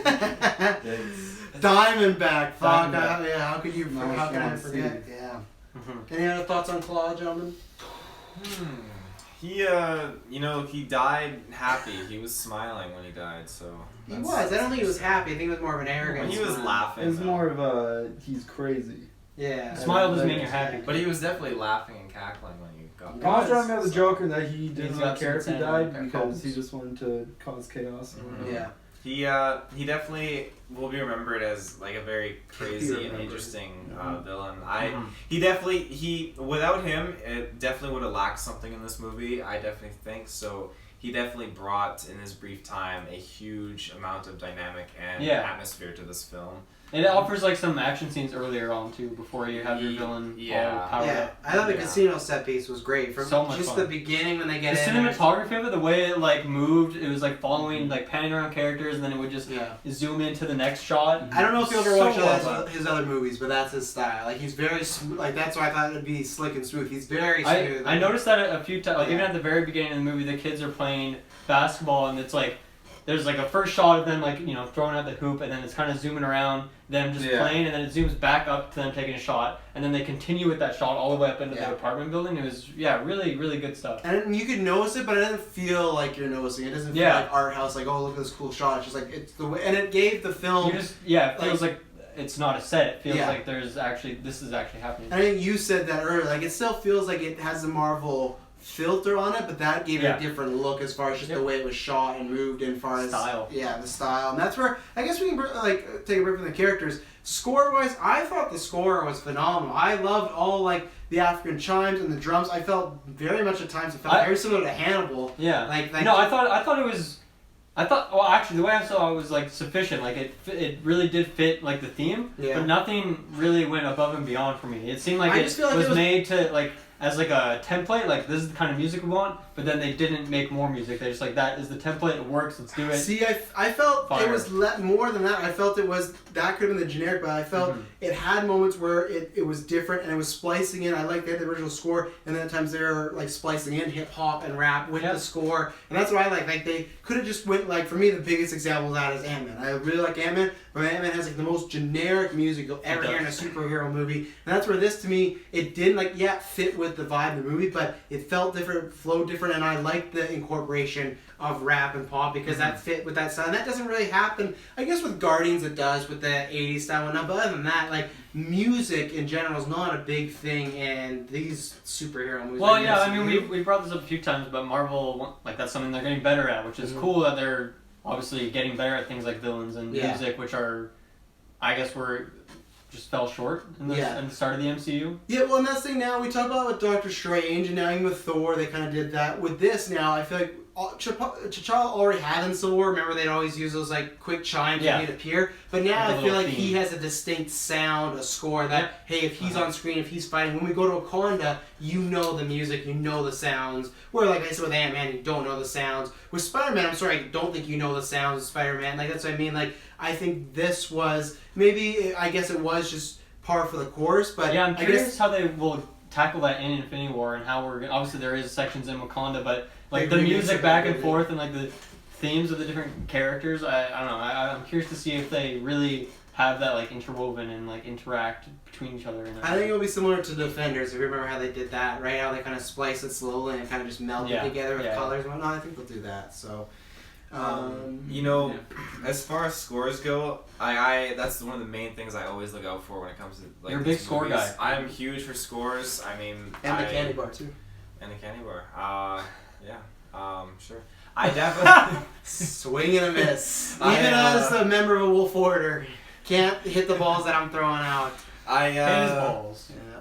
I definitely did not feel the jive from a lot of the score. The score or the soundtrack, because those are two different things. Score. Okay. What's the difference? Soundtrack's the music that, like a Kendrick Lamar, like songs, like licensed music. The score is just like instrumental. Yeah. Okay. Good to know. I definitely, the score just it didn't work for me. That being said, like fitting the movie, I think it did a great job fitting the scenes and everything with the characters in the film. I think it suited it perfectly. Just for me and the kind of scores. It's not one you're gonna go buy on iTunes. It's not what I'm gonna go buy on iTunes. For me, this man buys a lot on iTunes. He does. I do. For me, when it comes to a score, I guess I'm much more specific in what I enjoy and what just really kind of just tickles my brain, I guess. Quick brain tickle. Good music can tickle the brain. It can. But I stand by the fact that the score in its own way it was great and it delivered for this film, and I wouldn't have it any other way. I would not change it in any other way. Just for me, it just didn't reach out for me. So, but I can't deny it. I mentioned earlier in the non-spoilers the score is adequate. I think there's like a give and take for me because. There's a lot of really good moments for the score, and where I think it did a really good job. But then there's also the fact that for one, I'm not a huge rap hip hop listener. It's not that I don't like the music necessarily, but I don't listen to it on my free time much. So there are a couple things where it just kind of felt weird for me and kind of out of place, I guess, in a movie. I really liked the score, I think, as a whole, but. It was like I liked it, but it didn't stand out, and it wasn't like above and beyond like some other scores that we've had. Yeah. And then the soundtrack, I think for me the soundtrack, if I were to just listen to it, I would like it. But some of the inserts they had for the movie, I'm not a huge fan of because there are a couple of moments.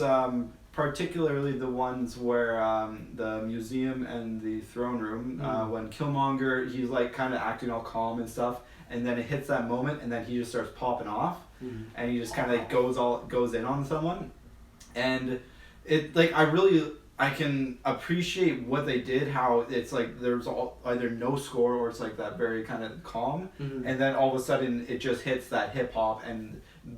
For me, I didn't really like it because he was doing a lot of talking and it's important to hear what he's saying. But then there's also the vocals from the song right behind it, which kind of were a little bit jumbled for me.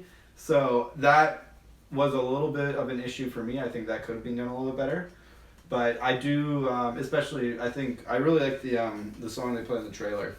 Oh yeah. So I really like that one, and like I think as a whole, if the soundtrack at least. It would be good just as a listening piece, but I think, but there are a couple of issues with it here and there that wasn't for me personally, but I think critically they did a really good job with it.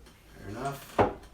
Whoa, Knocking some water over here. Anything else on score soundtrack? No. One character I just want to talk about, because I know we're going to probably talk about a con one soon, but I liked Nikita as a love interest because she was not primarily a love interest. I think they did a good job. She felt like her own character. She was doing her own stuff. I like that they just pretty much flat out laid out and said, yeah, these two will eventually get back together, but I didn't know if it was going to happen in this movie or whatnot. It was just, hey, they still love each other, but because their lives gone the way, they had to separate and go different paths. Yeah. It wasn't this big breakup. Nobody did this or that. It was just, hey, they were together and now they're not, but they should still be together. Mm-hmm. And I didn't feel like that was overly forced, which can happen in superhero movies a lot. I think that past 5 years it's been getting better, but there was a time where love interest in movies just really hammered it down and took it down. I think she was in there good enough, and I liked her as a character by herself as well. I like a lot of what they did with the film is how both, despite them obviously having a breakup, and how I think it was Nikita, or not Nikita, but his sister, like he said it was his ex and stuff, and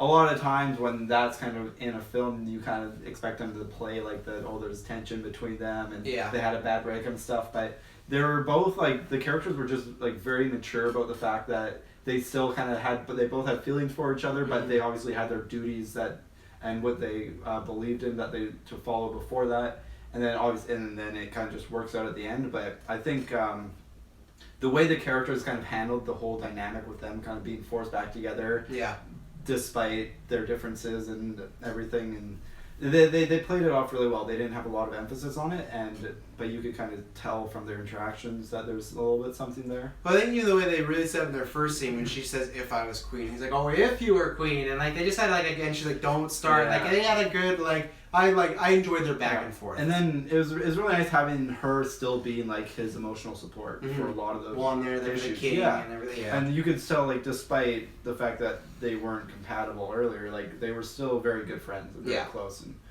I'm glad they played that kind of angle on a relationship. I agree with you guys. The only thing I didn't like about it was that they ended up together at the end, and that to me seemed a little tacked on because of how they kind of jumped around the issue. They gotta get some time before they kill her off when Storm comes in, because Storm and T'Challa are married, so they're like, yeah, let's put them together now, and the next they got like 3 years. What are they doing? We don't know when Black Panther 2's coming out. We don't know when the X-Men are coming to the MCU. That's like a really long time. I think I disagree with your having that being tacked on. Because I mean, the way you said that, like you gave him a subpoena or something, like boom. The only reason that she wasn't with him was because she believed Wakanda needed to be out there helping the rest of the world, and then obviously T'Challa at the end decides that Wakanda is going to go and help the rest of the world, and so now being with him and being queen, she can still have her impact on the rest of the world that she wants. So there isn't really that issue holding them back from being together. Yeah. I think it makes sense. It felt unnecessary for like what was provided in this movie. Wanted some Iron Man 1 action, save it for a little bit. Save it for a little bit, exactly. And that's Maz Kanata for people that don't know. So there you go. Miles Katana. Maz Kanata from Star Wars. Lupita Nyong'o. She plays Maz the alien. Say her last name one more time. Maz Kanata. Kanata. Okay. Is it Kanata? Hey. Come on, Kenobi. I can say Lupita Nyong'o. I can say Maz Kanata, but yeah. So shout out to her. Not playing an alien, that's good. But her, Annie Serkis, and once again, they love keeping it in the family. So it's true. Chadwick Boseman's gonna be Darth Vader's long lost son or something. So look out. But yeah, I really like that character had like an extensive story outside of being like related to Black Panther in some way, related to that character. When we meet her, she's on a mission too. Yeah, exactly, and she's kind of always off doing that, and she is. I mean, all the women are really badass in this movie, and it's especially established with her character as well. Yeah. Mm-hmm. Especially that her opening scene in that. I guess there's like that caravan of bad dudes. Yeah. And she just fucks them all up. But even some of that scene when like T'Challa goes to kill that person and she stops him and says it's just a boy, that's just a moment that I forgot that are riddled throughout this movie where it's like, that's like really... It gives you an insight to the character. Yeah, it does, but just like them talking about potential like the usage and slavery or killing of a kid, to me, that constantly I was being taken out like, wow, like this is in this movie, This is in this movie. Yeah, like I was blown away by that. Good stuff. her perspective and what she brought to the film was really, really good, and just like you were just talking about, it was very much eye-opening, and I think she was definitely a good a level-headed kind of companion for Black Panther, because he got caught up in so many different things throughout the film, and she Got was just all like, Yeah. she busy being king. she And was this is a week after Civil War, by the way. Yeah. So. Yeah, true. Yeah. she was that Yeah. healthy balance for him, and I mean, like as a supporting character, she was great, and I feel like you said earlier, all these supporting characters they were great throughout this film, and I'm definitely happy with her performance. I didn't know that she was Mascanada. That's actually super cool. But I'm more than happy with how she delivered, and without her, again, like Andy Serkis, like the film definitely would have been missing something. So that's like praise. she's another piece of the puzzle for this She film. is a piece of the puzzle. Let's talk about Wakabi. Let's talk about some of those other tribes as well, Paul. But let's talk about him because obviously I feel both Tom and Dylan have that. Which one?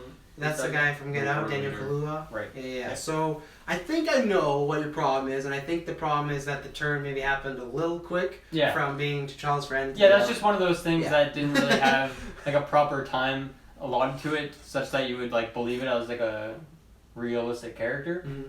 So, Yeah. acting wise, I thought he was fine, but he didn't really make that much sense. And I don't know. I guess it's fine because they have so many other characters in this movie. Yeah. But Yeah. maybe I would have liked if they just didn't have. I don't know. Obviously, what I'd really like is if they gave him like a proper story or like depth or something like that. But even if he's just like was always a bad guy-ish, or if he was like always just a good guy and he stayed that way, make him more Yeah. one note if you're not going to take the time to develop him. I think that's probably a better way to go. I'm caught in the middle because they do develop him to the extent of when he's talking about his father, when T'Challa's about to go, like, hey, we can finally get him. Then when he gets back, he says things need to Yeah. be the same. I think There is some scenes. And the thing is with him, the reason why I don't think he should have been just a bad guy or just a good guy is because if he doesn't like flip over, we don't get an internal conflict with Wakanda. It would have just been, oh, Michael B. Jordan as Killmonger and his bad guys are taking over, right? Mm-hmm. Where they showed, oh, there's other people that have had a problem with the hierarchy of Wakanda, and he Yeah. somebody that was That's a a good close ally, and that turn, even when we see that later on with the other tribe, when they come down to help, it was the reverse, where they were against them, and now they're kind of working for them. So that's why Yeah. I can agree with you. To me, it's the same thing as the Hill thing, where I'm not saying you're wrong, but that's just, I guess, the way I can look at where I got enough nuggets. I think I would like more. I think this movie was like 2 hours 10. I think it could have been a little longer. Like, Yeah. I didn't find it sloggy. Even when T'Challa goes and he's gone for half an hour, I was liking everything they were showing on. Like, that's when Killmonger went in the sand and got his emotion. Like, I never really felt, like, I felt there were slow moments, but I never felt like, oh, like, let's move along. So I think you could have even added, like, a little bit more for maybe him and the mother. But Yeah. Nothing was slow because it was boring. It was slow as like a choice to, I don't know. Well, obviously this movie had like, with the use of, we talked about Claw and like having multiple villains, they tried to space out the action and Yeah. the suspense of the movie. So Yeah. the Yeah. slow moments were all on purpose. I like the motivations there. I think they have the nuggets there, but I do think it happened a bit fast. I think it would have been better. I just don't like how at the very start he seemed super close and like broy with T'Challa. yeah. And they seemed talking like about they were it, like yeah.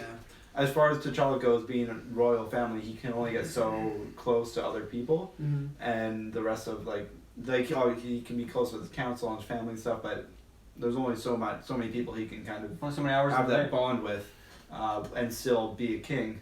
And so it seemed like he was like that one guy that wasn't necessarily in the inner circle, but was still like a really close to him. You almost got the vibe that they were friends as kid, and they both Yeah, ended he's up like in a this childhood position. friend. Yeah. And so I think the way like I could like the motivation was there, but there wasn't enough time to make that the turn seem reasonable, Yeah. believable. I got again the motivating, like his parents were killed by Claw, and obviously T'Chaka never caught Claw. Yeah. But after one attempt and just like losing all faith in T'Challa. Well, I guess because it was after 30 years of But that was baggage all too, T'Chaka. right? It is, but I guess I think he just viewed this was gonna be different this time. Yeah. And I think it's a way T'Challa said it too, like, oh, he slipped through our fingers. Yeah. It felt like, oh, there was more pressing stuff and you put that to the side. Yeah. But I can't say because I don't think more explanation would have hurt it. So I can't say you guys are wrong. If there is that baggage, they should have had him not be as seen as close to T'Challa at the very start of the film. But then do they want to do that thing that I was talking about, like the brother v brother, man versus like lover versus lover sort of deal, right? When they show if he is nobody and he's just some guy in the council, are we not connected to him at all if we didn't get that scene of him by the rhino? I think one thing though is that you have that kind of lover v lover thing with him and the general. Yeah. So I think they can have those kind of connections and then just skip his connection with T'Challa. See, that one I was more disappointed in because they mention it once and then we go I kind home of and forgot we're not about seeing it them and until then they mentioned they're it again. fighting everybody. Like that to me, for me I was more disappointed in that there should have been one scene of saying like, hey, why are you doing this? Yeah. Why are you so for this? And that was just like, oh, we're fighting and then But don't do I just this. think there's between those, that love connection and also T'Challa, like there was opportunities for that character to be developed more, and it could have been interwoven into the story because of those two characters had a lot of screen time, but they didn't. So Yeah. that's too bad. Mm. It happens. You have any points on that one too? Yes, I do. He had his reasons and he got disappointed and fed up. I think as a character he was super cool and intriguing.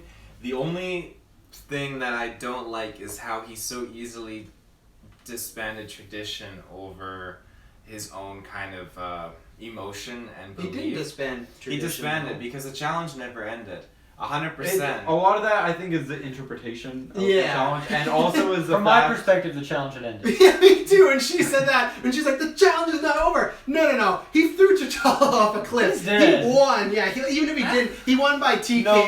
No, because I'm on opposite page. I can't I really like that they did that way of him kind of coming back and earning the royalty through the proper way. I just think when you guys go for your title match and let's say Tyler beats you and then a week later you come back and be like, oh, you ready for some more Mario Kart? It's like, that's totally different. He He did not yield, like you said, and he did not die. He was. I think when you fall off a to the cliff, death. you yield. Yeah, to because battle. he You did left that- the battle arena. Yeah, he did that, and he had weeks to recover. Like, he did that as an insult to injury, but he easily in that moment, they all know he could have thrown it and just slit his throat and it'd be over, right? So that's the thing, like, it's not, that's what I mean, if he would have cheated Killmonger, sure, but like, yeah, that fight was 100% over. Like, Killmonger is 100% the king at this No, point. I don't know because again. I love when Killmonger's like, no, that challenge shit is over, get out of here. Like, he just like writes it off, like, I ain't doing this. Fuck, it's like that. I think it just comes down to the fact that it was to the death, but he did not die. That is the thing. It was to yield or death. It was to yield or death, and he did not say yield or tap out. Performance-enhancing drugs, though. He was Oh, if you knocked listen out. really close when he's falling, he says, "Oh, you."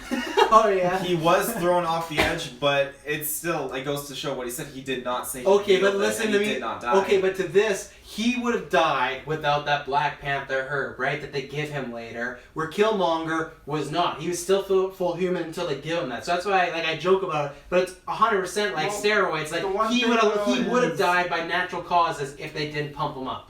Yeah, but still, that's part of the challenge. No, that's not because Killmonger didn't use any fucking magic shit. Like he just won straight up. Yeah, but it's still part of the challenge. I Also, don't- all I don't the know other about guy that. from the other tribe before fighting I Black do agree Panther, with you on that. he had to drink the stuff. So Drink the Yeah, stuff. he did, and that's what I mean. So this is the thing. So Killmonger won the fight when it's just man v man, right? No powers or nothing. It's just skill. He wins that fight, and if they don't come with the Black Panther herb, meaning T'Challa, will just eventually die. They even said that like he doesn't have much longer, so he would have won. But they gave him magic to help him get better. That's where to me he clearly won. All good points. Yeah. Like I don't know, like the snow was not gonna heal his ass. Like they said, like yeah, don't move him even. Yeah, that is very true, but unfortunately, he still lives. Oh, The God. challenge is not over. Oh, God. That challenge, yeah. Where else do we have? Anything else we want to cover again? Well, yeah, I wanted friends? to mention the other. I can't remember her name now. The general. Yeah, the general. Yeah, I know. Because she was a lot of fun watching throughout this movie. I think she was super badass. Oki. It's Okoye. Oki. Okay. Okaya. Okaya. We'll go with Okaya. Michonne from. Oh, She's Michonne from Okay, Walking Dead. I thought that was She's a like a bad. mega star. I right now. couldn't for sure pinpoint it. So. Okay. Yeah. She was Michelle. Okaya. Yeah, she is Michonne. Yeah. Oh, right on. She Good for really must have like practiced some spear techniques before. She was this movie. great. She had some skilled spear People moves. They say- actually called me earlier and I. They got you over there. The Yeah, MCU I did some studios? staff spinning for her, show her some cool stuff, and she's like, People say Channing Tatum should be Gambit. She can be Gambit all she wants. The way like with that staff, Oh. she perfect. real good stuff. Yeah, and the fight scene, particularly in the casino that we talked about earlier, her and that like scene is awesome to see. Throws and the then leg. and Oh. that's a great distraction because that's like I- kind of like oh. unsettling too. It's like that person just threw their hair. And she hit multiple guys.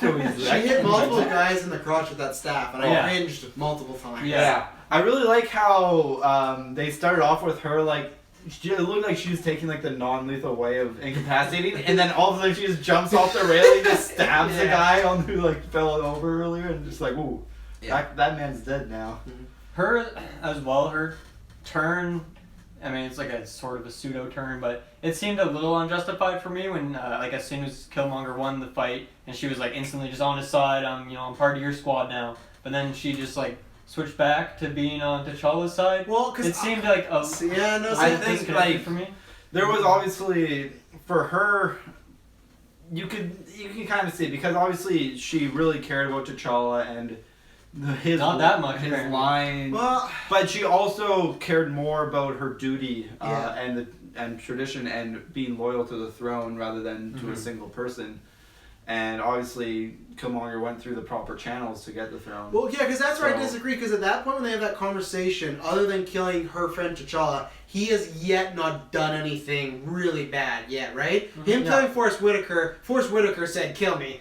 And he did it, and then which I love that scene. I thought Boseman did a good job of acting that out because that's Yeah. tough. But at that point, he's done nothing wrong, and he's just this is my bloodline. Yeah. I deserve a shot at, it, and he's got it. And I think that's why I bought the turn because when she saw, okay, things are gonna go around. Sorry to get political, but it's very much like in the U.S. right now. Of like some people being like, well, let's give Trump a shot, right? People that don't support him, like, Yep. okay, let's give him a shot. He's our president, and it's like, well, maybe it wasn't the right choice, and people might change their minds later. That's why I bought that turn of, oh, as of right now, he's just the king, and then I was like, oh, he just Yeah. wants to kill. Like his idea is killing people, Mhm. brute force. So I think there's also the fact because she's obviously the general of those armed women who seem to be like a royal guard.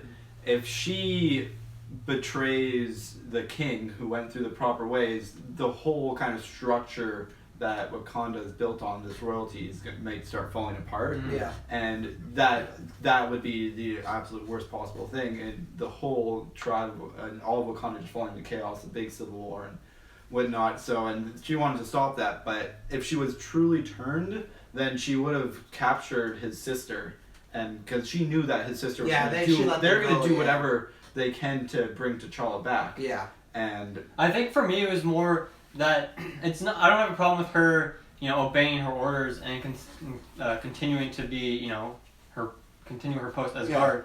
But it was more that like as soon as that turn happened, she kind of seemed to just not give a shit about T'Challa anymore, like as a person.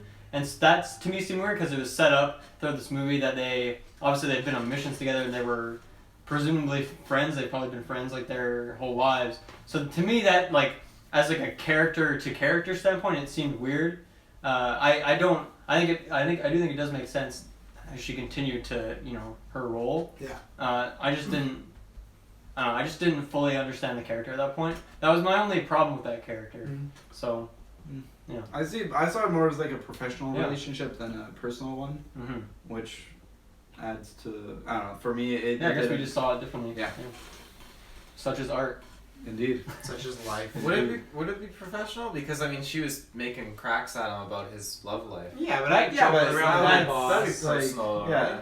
I mean, obviously, I saw them more as friends, but there is that, Hard but to she decide. values Yeah, her professionalism, I guess, more than Yeah. her personal. And when she does see Yeah. him, she's the one that yells. The yeah, challenges and all that. exactly, yeah. So you can tell like she's still on his side, but she her duty comes before her personal life, and It shows I when think she it's was gonna believable. kill her love. That's for dang sure.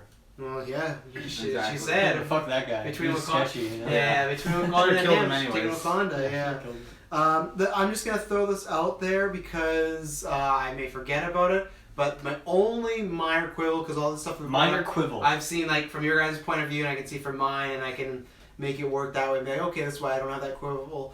So we had this big chase scene after the casino, which I really liked. Of his sister's driving the car, and Yeah. everything like that. Yeah. Phenomenal. And they're going really hard getting these criminals. Lots of chasing. When they bust Claw out of the interrogation room and they just shoot T'Challa with the blast and he gets thrown back, and obviously it's some high tech stuff. And then he sees Killmonger, they're driving away. He sees him with the ring, so that sets it up. I didn't buy that he wouldn't right away go and get back to running because he's in the suit. And that was the thing for me, that we literally just had probably about a 10-15 minute car chase scene.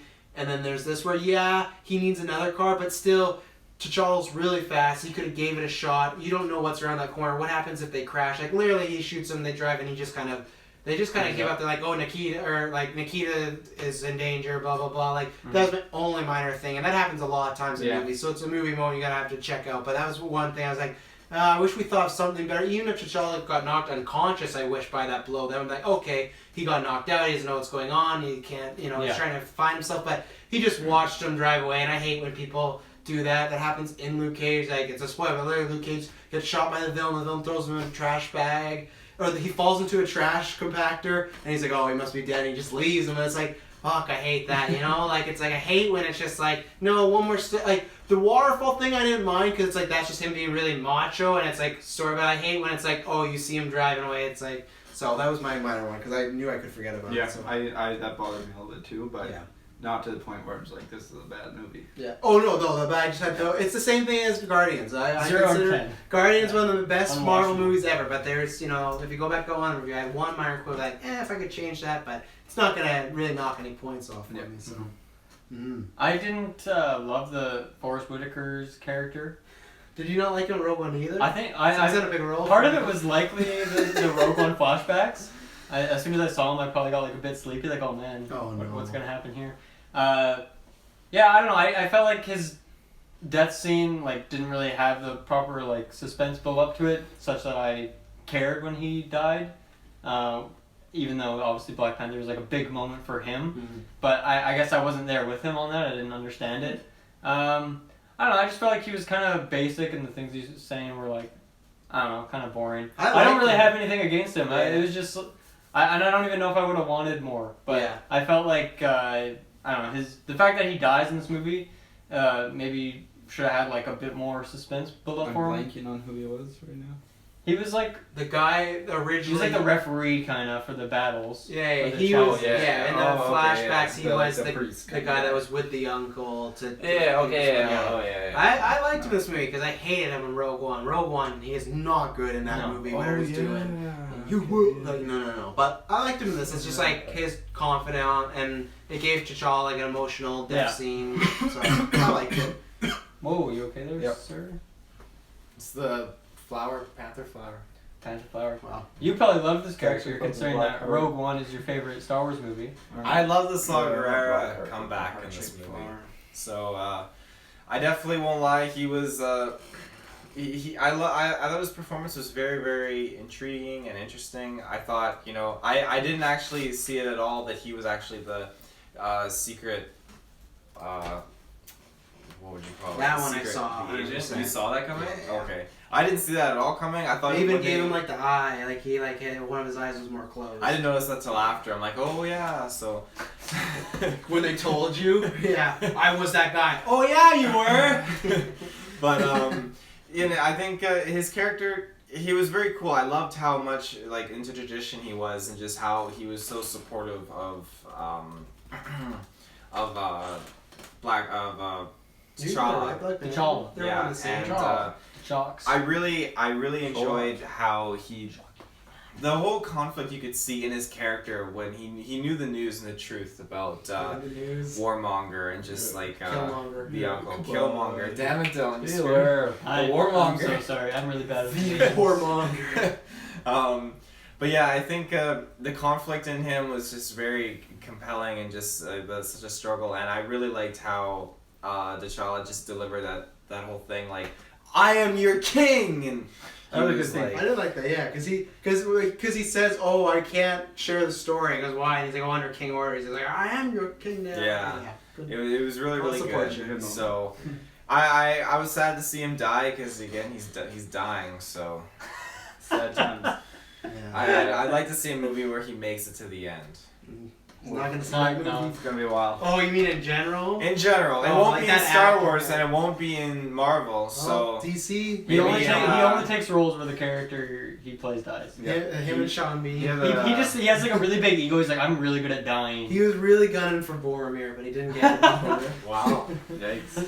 Classic Yeah. Boromir. Mm-hmm. What else? What else? Anything else? I really liked Boromir. Speaking Great of character. him, not Forrest Whitaker. Was it? No, it wasn't. But when the spy, the younger version of Forrest Whitaker, Mhm. I really liked how he was like. You like him, but not the older version. No, I liked how he Yikes. like his character. He was just like that classic like thug. Yeah. And then all of a Big sudden, Jersey. like T'Chaka just like says something to him, and then he just like instantly just like turns into like very like serious. And Yeah. I just thought that was a really funny turn. I did like the lip reveals too, because that was one of those moments when Michael B. Jordan did that. The whole theater gasped, even though you could see some like that's something they can use in the future. Is just like, oh, if you're Wakanda or not. So. Mhm. So many people are gonna a good tattoos setup. on the inside. Oh of there. yeah. Will they shine? We'll find out.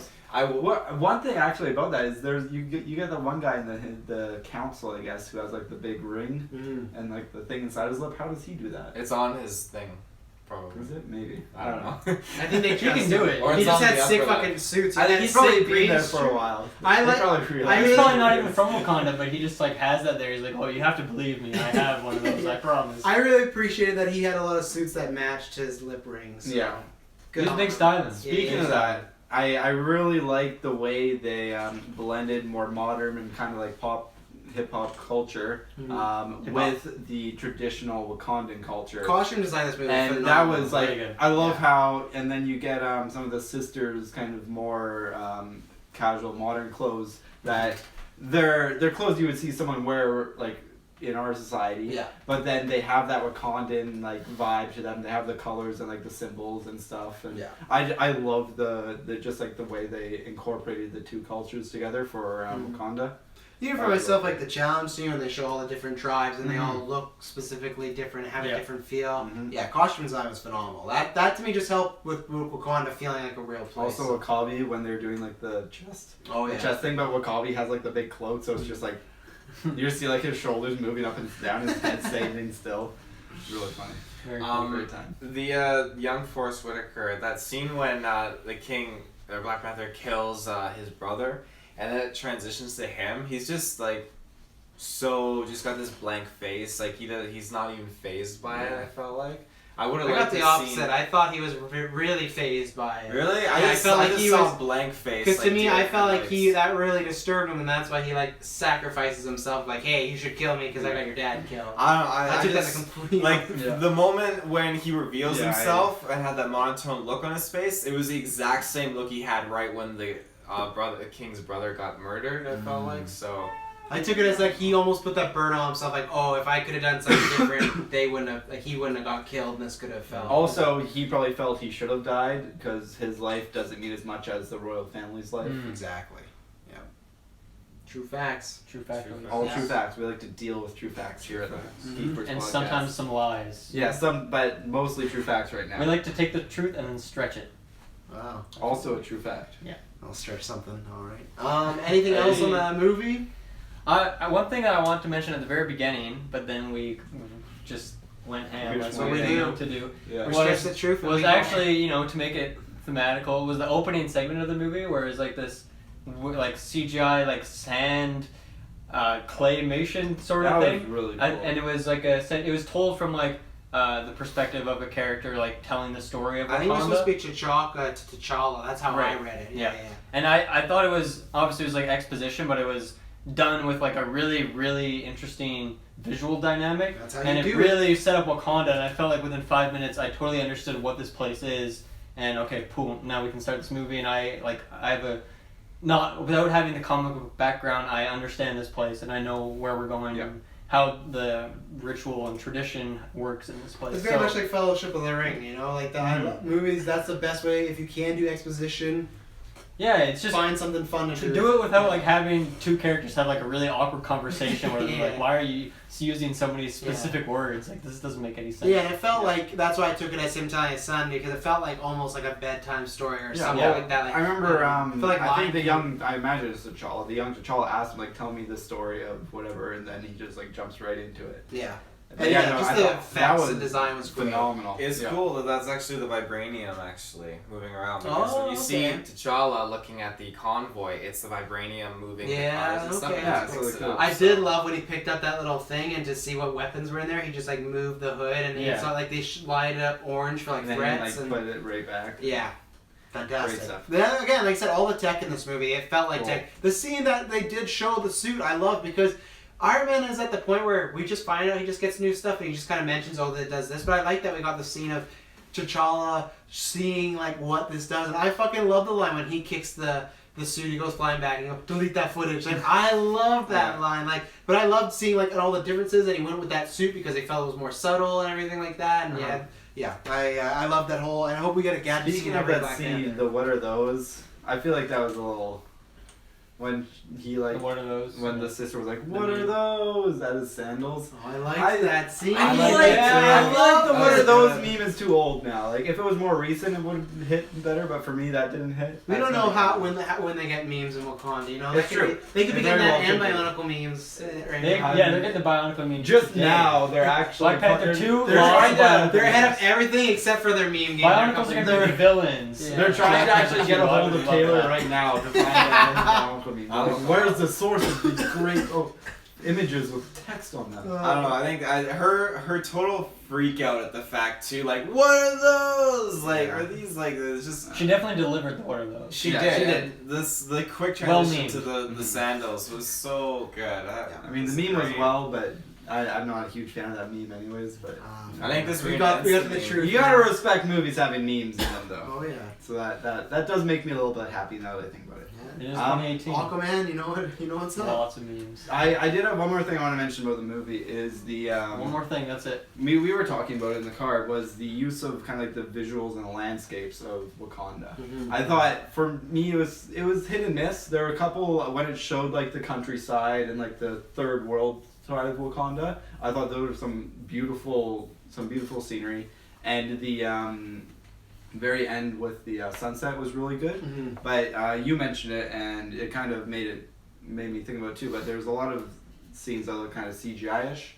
That kind of They used yeah. animated used a by lot. landscapes. That whole I think the city. city looked fine with it, but a lot of the landscapes, it would have been cool to see more, just like actual It landscapes. left me curious at how much was actually filmed in Africa, and I wouldn't be surprised if it was very, very little, Yeah. any at all. Which Yeah. had me a little bit disappointed, but whatever. And then where I'm going with this is that I really wish they used kind of the plot point of Killmonger Killmonger. being because his father used to always tell him like the sunset of Wakanda is the most beautiful thing in the world. Yeah. And I really wish they kind of tie that in with much more just cinematic landscape shots. Mhm. And I think that could have been a cool theme with how they wrapped it all up with him ended up dying seeing the sunset of Wakanda. I thought that was really nice, but I think there could have been more emphasis on how beautiful Wakanda is and maybe played on that motivation to get to Wakanda a little bit more. Yeah. So I think that's something that I would have appreciated if they did more of that, but yeah. Anything else? Go ahead, Taylor. I definitely. I have two things. I gotta remember the other one, but I remember. I have the other. So you have one at now. least one thing. I have at least one thing. Okay. So Minimum of one. I legit thought that at the the very end credits or whatever, it was like so and so will return. I thought it said the White Wolf will return in Avengers Infinity War. Because I was talking to Travis about that. Travis like, You no. thought you saw that? I didn't see it, and then when we were talking, I thought he got confused, and I got confused, and I thought he meant like, oh, it said the White Wolf will return in Avengers Infinity War. Yikes. They shared very few letters. Yeah. Yeah, that was not my experience. I saw Black Panther Yeah. return in Infinity War and said, okay, I knew this, but sure. Good. And I'm trying to. Number 2. Yeah, number 2. Trying to think of it. Can you think of it? The one thing I wanted to bring up as well was we just haven't mentioned it, but the fight scene between Black Panther and Killmonger, just like on that like Tron like train thing. I liked that. I thought it was a fun set piece how they're battle for a bit and then like the train's coming through and they can just like talk to each other. They got a reason to monologue. Yeah, exactly. I just thought it was like really, it was just a fun visual. The Duel of place to be. Fates started playing in my head during that. And even when they fell down to was complete silence too, Richie was just like hits him. Yeah, that was a great. Yeah, and I don't know if I've hit that enough. I think the action, I loved all that action. It is really good It all action, would for stand sure. out. Whether it was the first fight, whether it was the casino, whether it was that, and even just the fight with the war zone at the end with all the tribes and rhinos coming through. Like I thought all the action was above par as far as like the other MCU movies. I thought it was up there. So the sister having like the gauntlets and then the Kita having like the circle blade thing. yeah. All, Which I want to see her fuck great up more stuff. guys with. I didn't get enough of those. I circle wanted those blades. gauntlets to be like Captain, Infinity like Cap's Infinity Gauntlets, sure. Maybe But that's what she I said. wanted to see her like working on those sort of things too, just like a little nod to it. Yeah. Easter Nod egg, to but- it. Yeah, all cool stuff. Again, the tech display, the way they showed off all the different tech subtly and like straight on was just great. Yeah. Anything else, or talk about post credits quickly, or anything to do with the? Taylor, do you remember your second thing yet? I don't, but I have someone else that can replace it. The Stan Lee cameo. I think it's Alright. definitely one of my favorites. of I all liked it time. a lot. It's one of the ones that was very like in your face. A lot of them are Oh, yeah. fairly subtle. That one was like he straight up goes and he starts interacting with like a main Big script character. on that one. Yeah. Oh yeah. Mm, yeah, a lot of dialogue for him. Mm-hmm. And I liked Agent Ross. I think we've kind of talked about him. Yeah, But yeah. I did worry when he was in the movie. I thought, he could end up being too much. And I actually liked him being above the jokes because, to be honest, most of the time in movies, the foreign guy gets to be the butt of the joke, right? It's always like, it's a bunch of white people, then it's some like guy from Africa that does it like he's a fish out of water, right? Like, I like that it was a switch of like, this guy does not know what the fuck's going on. Like, he's just CIA. Like, he's worked with S.H.I.E.L.D. a couple times. It feels like they have a relationship, but like, he just, like, when he's looking at all this tech and everything like that. And I like that he is building this relationship with T'Challa, and I liked at the beginning when he was just like, how much more do you have? Like you could sense that he was lying, he's trying to get this information, but I don't know if you could work him into the plot as good in the next one. I felt fit this way. I don't know if he could always be in Black Panther movies, but I'll be excited to see him come back, and Martin Freeman's a great actor, so. I agree with everything you said. I have nothing else to say. Boom. Post-credit scene, the first one, I think was fine because it was just more or less like hitting on, okay, they're going to become more involved in the world, and like the line, it was it felt very politically charged, of like when he says that like our country is about building bridges instead of barriers. So that felt very timely right now, with the wall and all this stuff. Like, so I think that was kind of a twofer of, it does the story, but maybe that was a bit more politically motivated. I don't think it's a bad end credit scene. I think it's just kind of there. I honestly think you could have ended the movie with that scene. It except doesn't feel like it needed to be posted. yeah, except I want to say that in my It final didn't really review. feel like much of a post-credit scene though. It did feel like it was fit in with the end of the movie. Yeah. In that it was before the scrolling credits. Yeah. So Yeah. I thought it fit kind of nicely. Even though I still want the ending of the movie to be the exact same, which I'll talk about in my final, and then the last scene, which I thought was, to me, I thought that was going to be par for the course. Bucky's revealed he's in a tent somewhere. Mm-hmm. I was very nervous. Kids are around him, and I know Bucky's like a nice guy and all, but he's had some problems, so he's kind of loose cannon. It kind of seems like he's all fixed up, and to me, that was kind of just par for the course. I think these end credit scenes were just fine. I was surprised we didn't get anything, because everyone keeps talking about, is that last Infinity Stone in Wakanda? Obviously, like, there's a big war happening in Wakanda in the Infinity War trailer, so I thought it was going to be that, but I thought these scenes were fine, but they set the stage for, obviously, I think the first one sets the stage for Black Panther 2, and then this just sets the stage for, Bucky's alive. But same thing, I think that Bucky scene could have just been in Infinity War, like, these are not scenes that I feel like... Yeah, I definitely thought Bucky was going to get de-thawed in Infinity War. Yeah, so I guess we'll pick up and he'll just be bopping around in Infinity War, right? So it's like, fair enough, but both these scenes I don't feel like are your classic end credit, like, this wouldn't have worked in the movie, right? Where these ones I think would have worked. Yeah, they're not really like big hype moments. Like, there's really not much to talk about. One thing I liked about the first one is kind of like the dynamic in Civil War. We get to see T'Chaka, addressing the public or having some communication from Wakanda, and then we get to see the perspective now of T'Challa Yeah. doing the same thing. So that's Whenever kind of they're- a fun dynamic to see. It's nice that the building doesn't blow up underneath him like that happened last time. Too soon. Too soon. Baron, Too soon for that one. Baron Not Zemo, soon not enough. Baron Ego. It's Baron Ego, Baron dude, the combo villain, 2 for 1. I think that was actually what my other thingy was. You reminded me, but the post-credit scene, the first post-credit scene. My other thingy. I definitely like that part where the guy just drops that line like, "What can like the farmers?" and With all stuff due offer respect, us?" looking farmers from third world. He meant no due respect. He was just No, being, he was being an he ass. was I think that needed to be said though, because like as far as the rest of the world sees, Yeah, they are that. and if he gives Where a do you get that speech cool and suit everyone's from, man? yeah, if he gives that speech and then everyone else is just kind of like, okay, yeah, Yeah. it wouldn't really, it'd feel kind of weird, but And he didn't say I am Black Panther, but I felt that very much mirrored the ending of Iron Man 1. If Iron Man 1 ends with him with a press conference and he says I am Iron Man. He didn't say that, but I got the vibe of like this is him. Yeah. This is a big step He forward. pretty much said it. Yeah, like we know. Yeah, like and then there's like the subtle smile he gives after the That's what Exactly. sold me. I love that. Just Like he probably actually said it and then they just like cut. yeah, 5 like this is seconds too off. similar. We gotta yeah. It just got me He so improv'd it. I am so Black excited Panther. to think like I'm Black how Panther. much I is am coming. Ron Burgundy. Yeah. Black Panther. What was that, Taylor? It just got me amped just knowing like, oh wow, if only these people knew what was coming. Like Wakanda is Yeah. just If only the new Thanos. Infinity War was coming out. Yeah, a lot of dead heroes. That's what's coming. That guy who made that clip is fucking dead. Him and his Yeah. whole family. Wow. Okay. Well, that's what, Jesus. but that's what I mean. Even Jesus. Killmonger said that. Remember, he's like, and then after I'm done with you, I'm gonna find everyone that you love. I'm gonna find their kids, and then their kids, and I'm just gonna kill them all. And I was Yeah, like, he's fucked up. Jesus Christ, man! Like, even when he slit that girl's throat, he smiled after. I was like, This man. movie was very just like in your face with killing people. Oh, And, like, yeah. This is Disney and Marvel. Yeah. Like, Killmonger, Yeah, they were like, They that's say he's killed more than women 100 and the people. children. Like Yeah. Fendermonger. That's where, for me, like, people can always throw out that Marvel has a tone and they have a template. I can 100% agree, but once this came out, and I don't agree with that, but I can see your point of view, but with this movie, I feel like they really made a point that, yeah, we're going to do something different. And we've talked about this on Newscast, but I feel like this is a distinct step, because I do feel like Infinity War is going to be more dramatic as well, right? So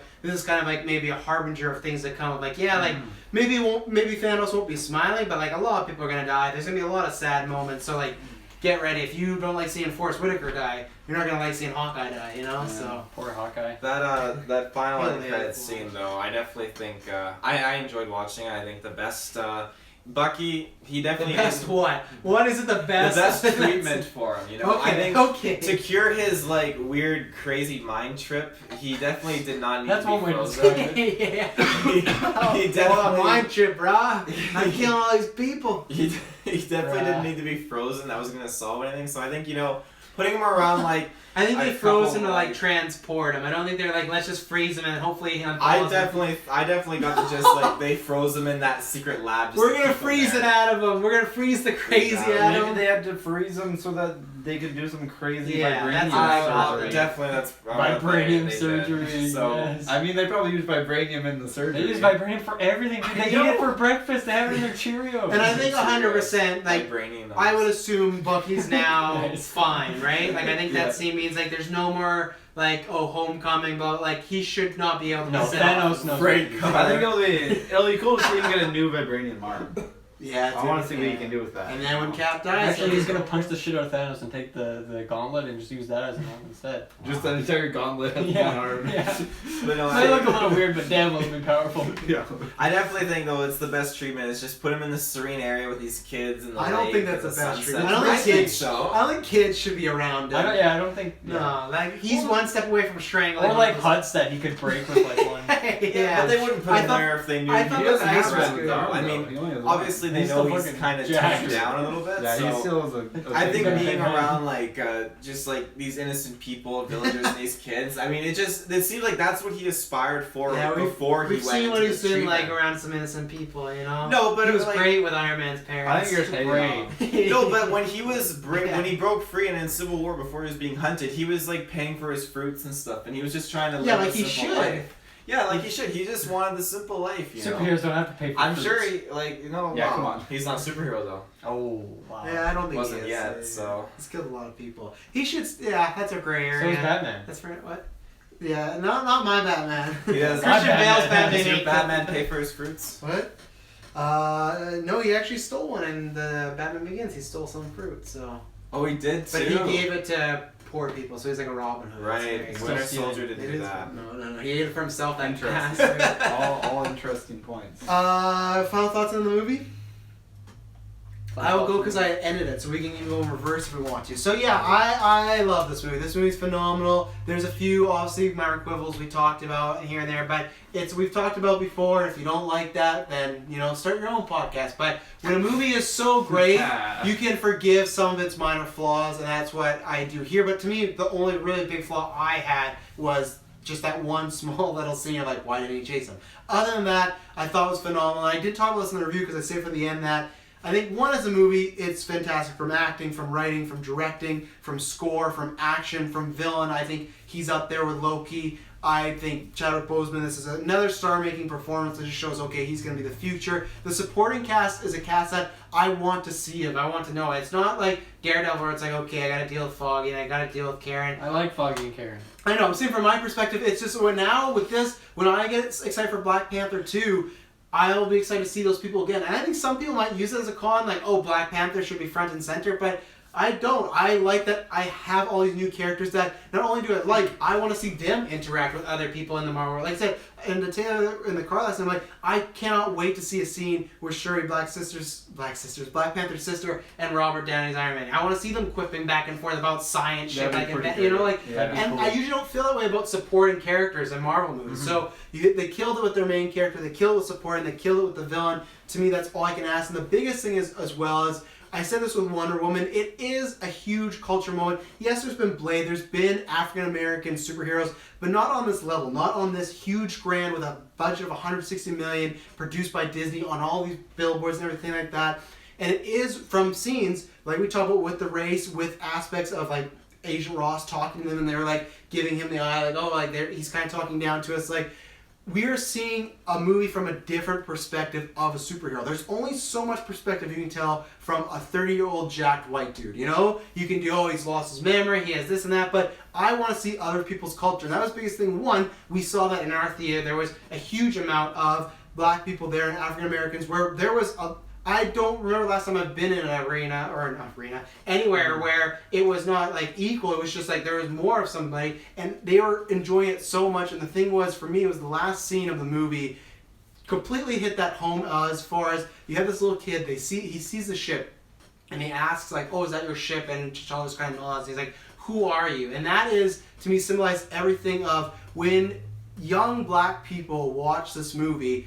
That is and that's a huge burden for Chadwick Boseman to carry, but this is their Superman, this is their Batman. Yeah, I'm not saying you can't like those ones, this and that, but you are seeing yourself, you're seeing your people, you're seeing your culture represented, and that's why, yeah, that end credit scene of him in the press conference maybe made more sense movie-wise to be in there, but I still want that last scene of him asking, who are you? Because to me, that was the whole movie, that there's so much, and there was lots of times, to be honest, where there was stuff happening with the black community in our theater that they were laughing at, that stuff that I didn't get, because that's not stuff that I know, that's not stuff I grew up with, and that's what, and I don't get mad by that, and some people might feel left out. That I like because I'll ask somebody, I want to get involved, and that's where I want to see a movie about other culture. I want to see different things, and even just Wakanda as a world felt different. This did not have to be in the MCU. You take out the few little tie-ins, this felt like it could have been its own separate movie in like 2003 when we didn't have Downey and Cap. Like, they didn't do any of that, and it stands on its own. It stands tall, and it stands for me. I haven't done this since October, but it stands at a nice solid 10.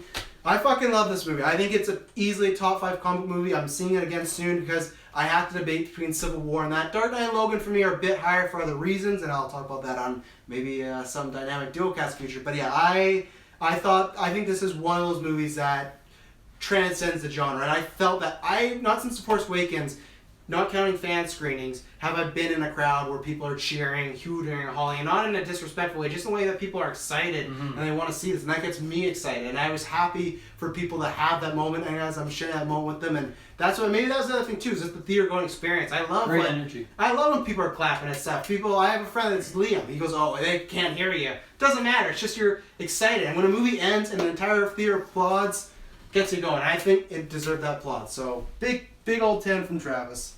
First of 2018. Hopefully not too many. I pimped him out in 2017, but 2017 was a good year. So you did have a lot of big 10s. back in 2017. You know, I think this movie 110%, it delivered in so many ways. I think that it just has me so anticipated for what's to come and how much of this Black Panther world and universe with Wakanda and all these characters are going to play a role in Infinity War. I am so pumped to see the next chapter in this story and for these characters. That's where I also am worried. I don't know if they're gonna top it. I'm worried they're getting an Iron Man 2 situation. I'm gonna throw that as a Travis told you so for 2020, 2022. I don't know. It's gonna be tough. Yeah, You killed his train of thought. I know. well, I'm just thinking like I do agree with the you. score. Is that what you're trying to think? Because you were in the car last night. You were going back and forth because you said I don't know. You're saying that it felt different in a good way and not necessarily a bad way, but in a different way of you didn't feel it fit entirely with the MCU. Well, that's just it. It didn't fit with the MCU, but in a very good way, because the only nods that we had to like Civil War and that whole universe was like King T'Chaka's death and Baron Ego or whatever. Baron Zemo. Zemo. And his sister saying, "Another white boy to fix." Yes, and I mean, just having those things alone, I was okay with that. I thought it was great because it made the movie more itself in its own way and not having to piggyback on, all these other characters. Like, yes, Spider-Man piggybacked off Iron Man, but it did it in a very healthy way that still made it its own movie to represent itself. But this being its own complete film, I think that's such a hard thing for Marvel and superhero movies to do nowadays because it's such a connected universe, so heavily connected on each other, and it just did its own thing. And I'm really, really happy that it did that. That being said, a superhero movie, this movie for me, it's not my favorite out of all the other MCU movies that are out there right now. Not because it's a bad movie or anything like that at all. It is a fantastic movie and I love it. But just for me and what I enjoy out of a superhero movie, I enjoyed like the other ones like Iron Man 1 or like Guardians of the Galaxy 2. Like there's certain things in those movies that I like more over that I would enjoy in this movie. That being said, I did not find anything lacking in this movie. I would give it a straight 9 out of 10. I think it's great, and I would definitely go see it again. What's the point off? Because that's a real the point off negative. When you say I find nothing wrong, and then it's for me, it's just this movie 110% over. That's an 11 over 110%, and then my percents are different from my 1 to 10s. Oh, right. But it's just the score. It didn't work for me. Not that it takes away from the movie in any sense, because it fits the movie very well with what they were going for. But just for me as a fan, just didn't work. So yeah. You're up for going the other way. You're up. Well, technically, no. Taylor, Bud. If we did that, it would be me, Dylan, but then Taylor, Bud. And so I think we're just going. You guys can. Okay. Fine. We can do it together, Juice or Juice style. If you want. Ooh. No. Wow. No. This is a tough one for me. Mm-hmm. There's. It sounds tough. I still need to go. I don't think there's anything more to think about. It's just putting it into words. Putting into words for me is. I'm trying because I do have a number system. I do like using it, but for me, I'm so back and forth on between like 8 and 9 right now.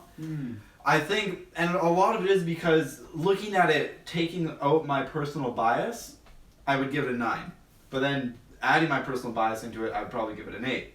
So there's a lot of things that I really enjoyed a lot about it, but then there's some personal things that while watching the film, there are a couple issues I had, and it might have just been a couple things that might have been affecting me at the moment. Like I was probably a little bit tired, and there's I had to use the washroom kind of near the later half, and the 3D was really throwing me off too at some point. So I think it's something I do want to watch again before I come to like a full conclusion on my score. So it's hard. This one is really difficult. The fans wanting. You go in the middle. You're like an 8.5 right now. Yeah, I would go in the middle. That's a safe. I don't give 0.5s though. Oh. I give a 0.4 then. No, like I don't give decimals. It's okay. I think you have. In the past, but not with my current. Not now. No. Not in 2018. Not the new and improved Tyler. No, sir at all. No, sir, at all. No, sir. at all. Do you have a I'm number? gonna give it. No, I don't have a number. I'm not gonna give a number right now because Wow. it's not something I can do right now. Tune into the 2019 Golden Geek This is nominations. like for a lot of the movies we review. I don't see them in theaters fairly close often. A lot of the movies we review, I'll watch it maybe months later when I can stream it or I can get it on Netflix or something, and it'll be like usually 6 months to a year before I'll watch it again. But this one, I'm really thinking about going to see it in theaters again just so I can really get a firm grasp on how I feel about it. I'm similar. Overall, I think it's a wonderful film, and it doesn't feel like a superhero film. Yeah. Honestly, like if you take out the fact that it's Black Panther in the MCU, Yeah. it's not a superhero film at all. It feels more like a fantasy kingdom, sort of like Civil War, but it's also like very like futuristic. Yeah. So I think that's great, and it really shows that Marvel and Disney are branching out and creating a wider range of movies that they're able to make really well. So overall, great film. If you like, I think this is a must-see film. Best film of the Must-see. year. Yeah, that's Lot a bold of statement. stiff Very competition. bold. But can say that. yeah, I for right now I'm gonna take Dylan's path and not give a number and just say go see this Wow. film and form your opinion on it yourself. Even though they just got spoiled on absolutely Yeah. everything. But we did recommend it at the beginning, so Yeah. It's true. Yeah, go watch it again then. Maybe Yes. maybe you need to see it again. I don't know. So if someone's seen it, watch I the mean, review, people do they watch should go see it reviews again. and then they go see the movie. So It's not yeah, the worst. Yeah, maybe Yeah. there are people who It is really true. like our reviews, but they want to wait till our final numbers to go see the movie, so they skip the whole thing. They watch our initial spoiler free, and then they skip all the way through, and then they watch our I have numbers. done that on other podcasts, so it's not. so it's probably been done to our podcast. yeah, probably. That's probably with the Pod Bay fans. You know, they don't get it. Yeah. It's the narrative that we try to build here in the GeekVerse. Yeah, so yeah, just go see the film, go see it again. Go see it twice. Yeah. Go see it 3 times. As for myself, yeah, once again, Marvel is, back on top. I don't know why I said back on Chill. top. They're always kind of just chilling. Back on Staying on top. Back on chilling top. up there. What's up, my new Justice thing. League? That's my new thing. Marvel's back on top. Yeah, they produce, another movie that is different vibes, different like characters, different world even. And this one feels more important because it's actually tackling stuff that's issues outside of what's happening in the world over the course of however many, 20 movies now, 15 movies, something like that. 18 movies. But they're tackling issues that are going on in society and have I guess parts of like history of humankind. So yeah, that's definitely something new for Marvel. And then as for there's so many characters in this movie, and I have some problems with a few of them, but for the most part, like for the amount of characters that they introduced in this movie, it's outstanding how much they get developed. It's something we talk about like Civil War, or you could even look at Guardians of the Galaxy, and I don't know what Infinity War will be like, but it's crazy how they can juggle so many characters and make them interesting and give them all their moments or make them funny and stuff like that. Action scenes, some really, really cool action scenes, from cinematography to just like the type of combat we're seeing with the combination of like primitive but also crazy like alien tech. Soundtrack was just okay for myself. A lot of really fun like CGI in terms of like the opening scene and like all the landscapes, and seeing Wakanda really establishing a new location in the world in a good way. So I think everyone should go check out this movie, go see it. I think you need to see it in theaters. I don't think you need to see it in 3D. I kind of forgot I saw it in 3D because there was no reason. 3D needs to go away. It really does. Just need to I don't die. want to pay that extra money, but I do want to see for it a shittier at an earlier experience. time. Yeah, Yeah. overall, just really good acting, really good characters, fun time.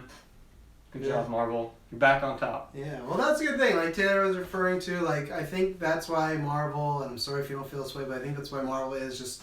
I think if you look at a franchise, might be the greatest because I feel like everyone has a different type of film in this franchise of these 18 films that they prefer. They have ones that they really, really like, and maybe some not more than others. But there's always something for everybody. You like more of the comedic ones. I'm more like the Civil War, Black Panther. Like I like some grit and some serious tone, but They do such a good job, and I just bring that up as far as because the next time we're going to be talking about Marvel is going to be in 3 months, and Infinity War. Yeah, this time. also serves as a really good setup for Infinity War. I think It's so. a great job. Especially considering I think there looks like there will be a big action set piece or something to do with Wakanda. Well, so, Wakanda's a really important place. Yeah. And they established that really so well. to establish that now is probably smart than, just introducing something like Alanis in a few lines in a movie, Yikes. Wonder who would do that. Who would try that even? Yeah, but if you like The these same people who make reviews- Slipknot a character. So How do you think the DC fans feel right now about Black Panther?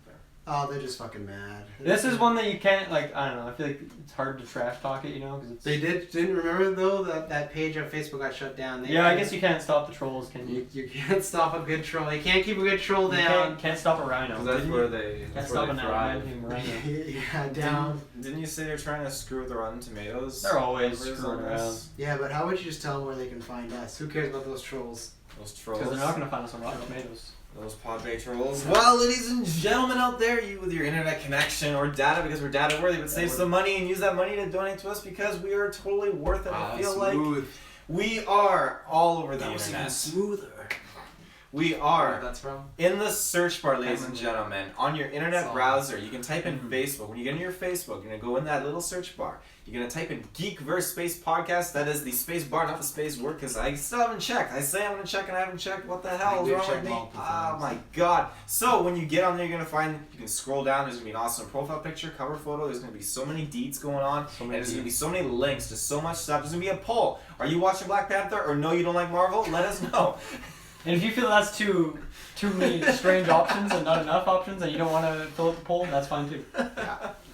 Yeah, if you like what we did here, Marvel Retrospective is in full effect. We're reviewing every Marvel film up until I think it's Ant-Man's the last one because we just reviewed all the other ones, so not much of a retrospective as we've just done in the past 2 years. But you can check all those reviews. We'll do a big ranking episode, but check those out. The Gauntlet, we got big stuff. Title match happening right now in a few weeks. Taylor and Tyler going at it again in the rematch for the main title. I can't reveal the games yet, but yeah, there's we got some really good stuff. You're gonna want to stay tuned. Some good entertainment.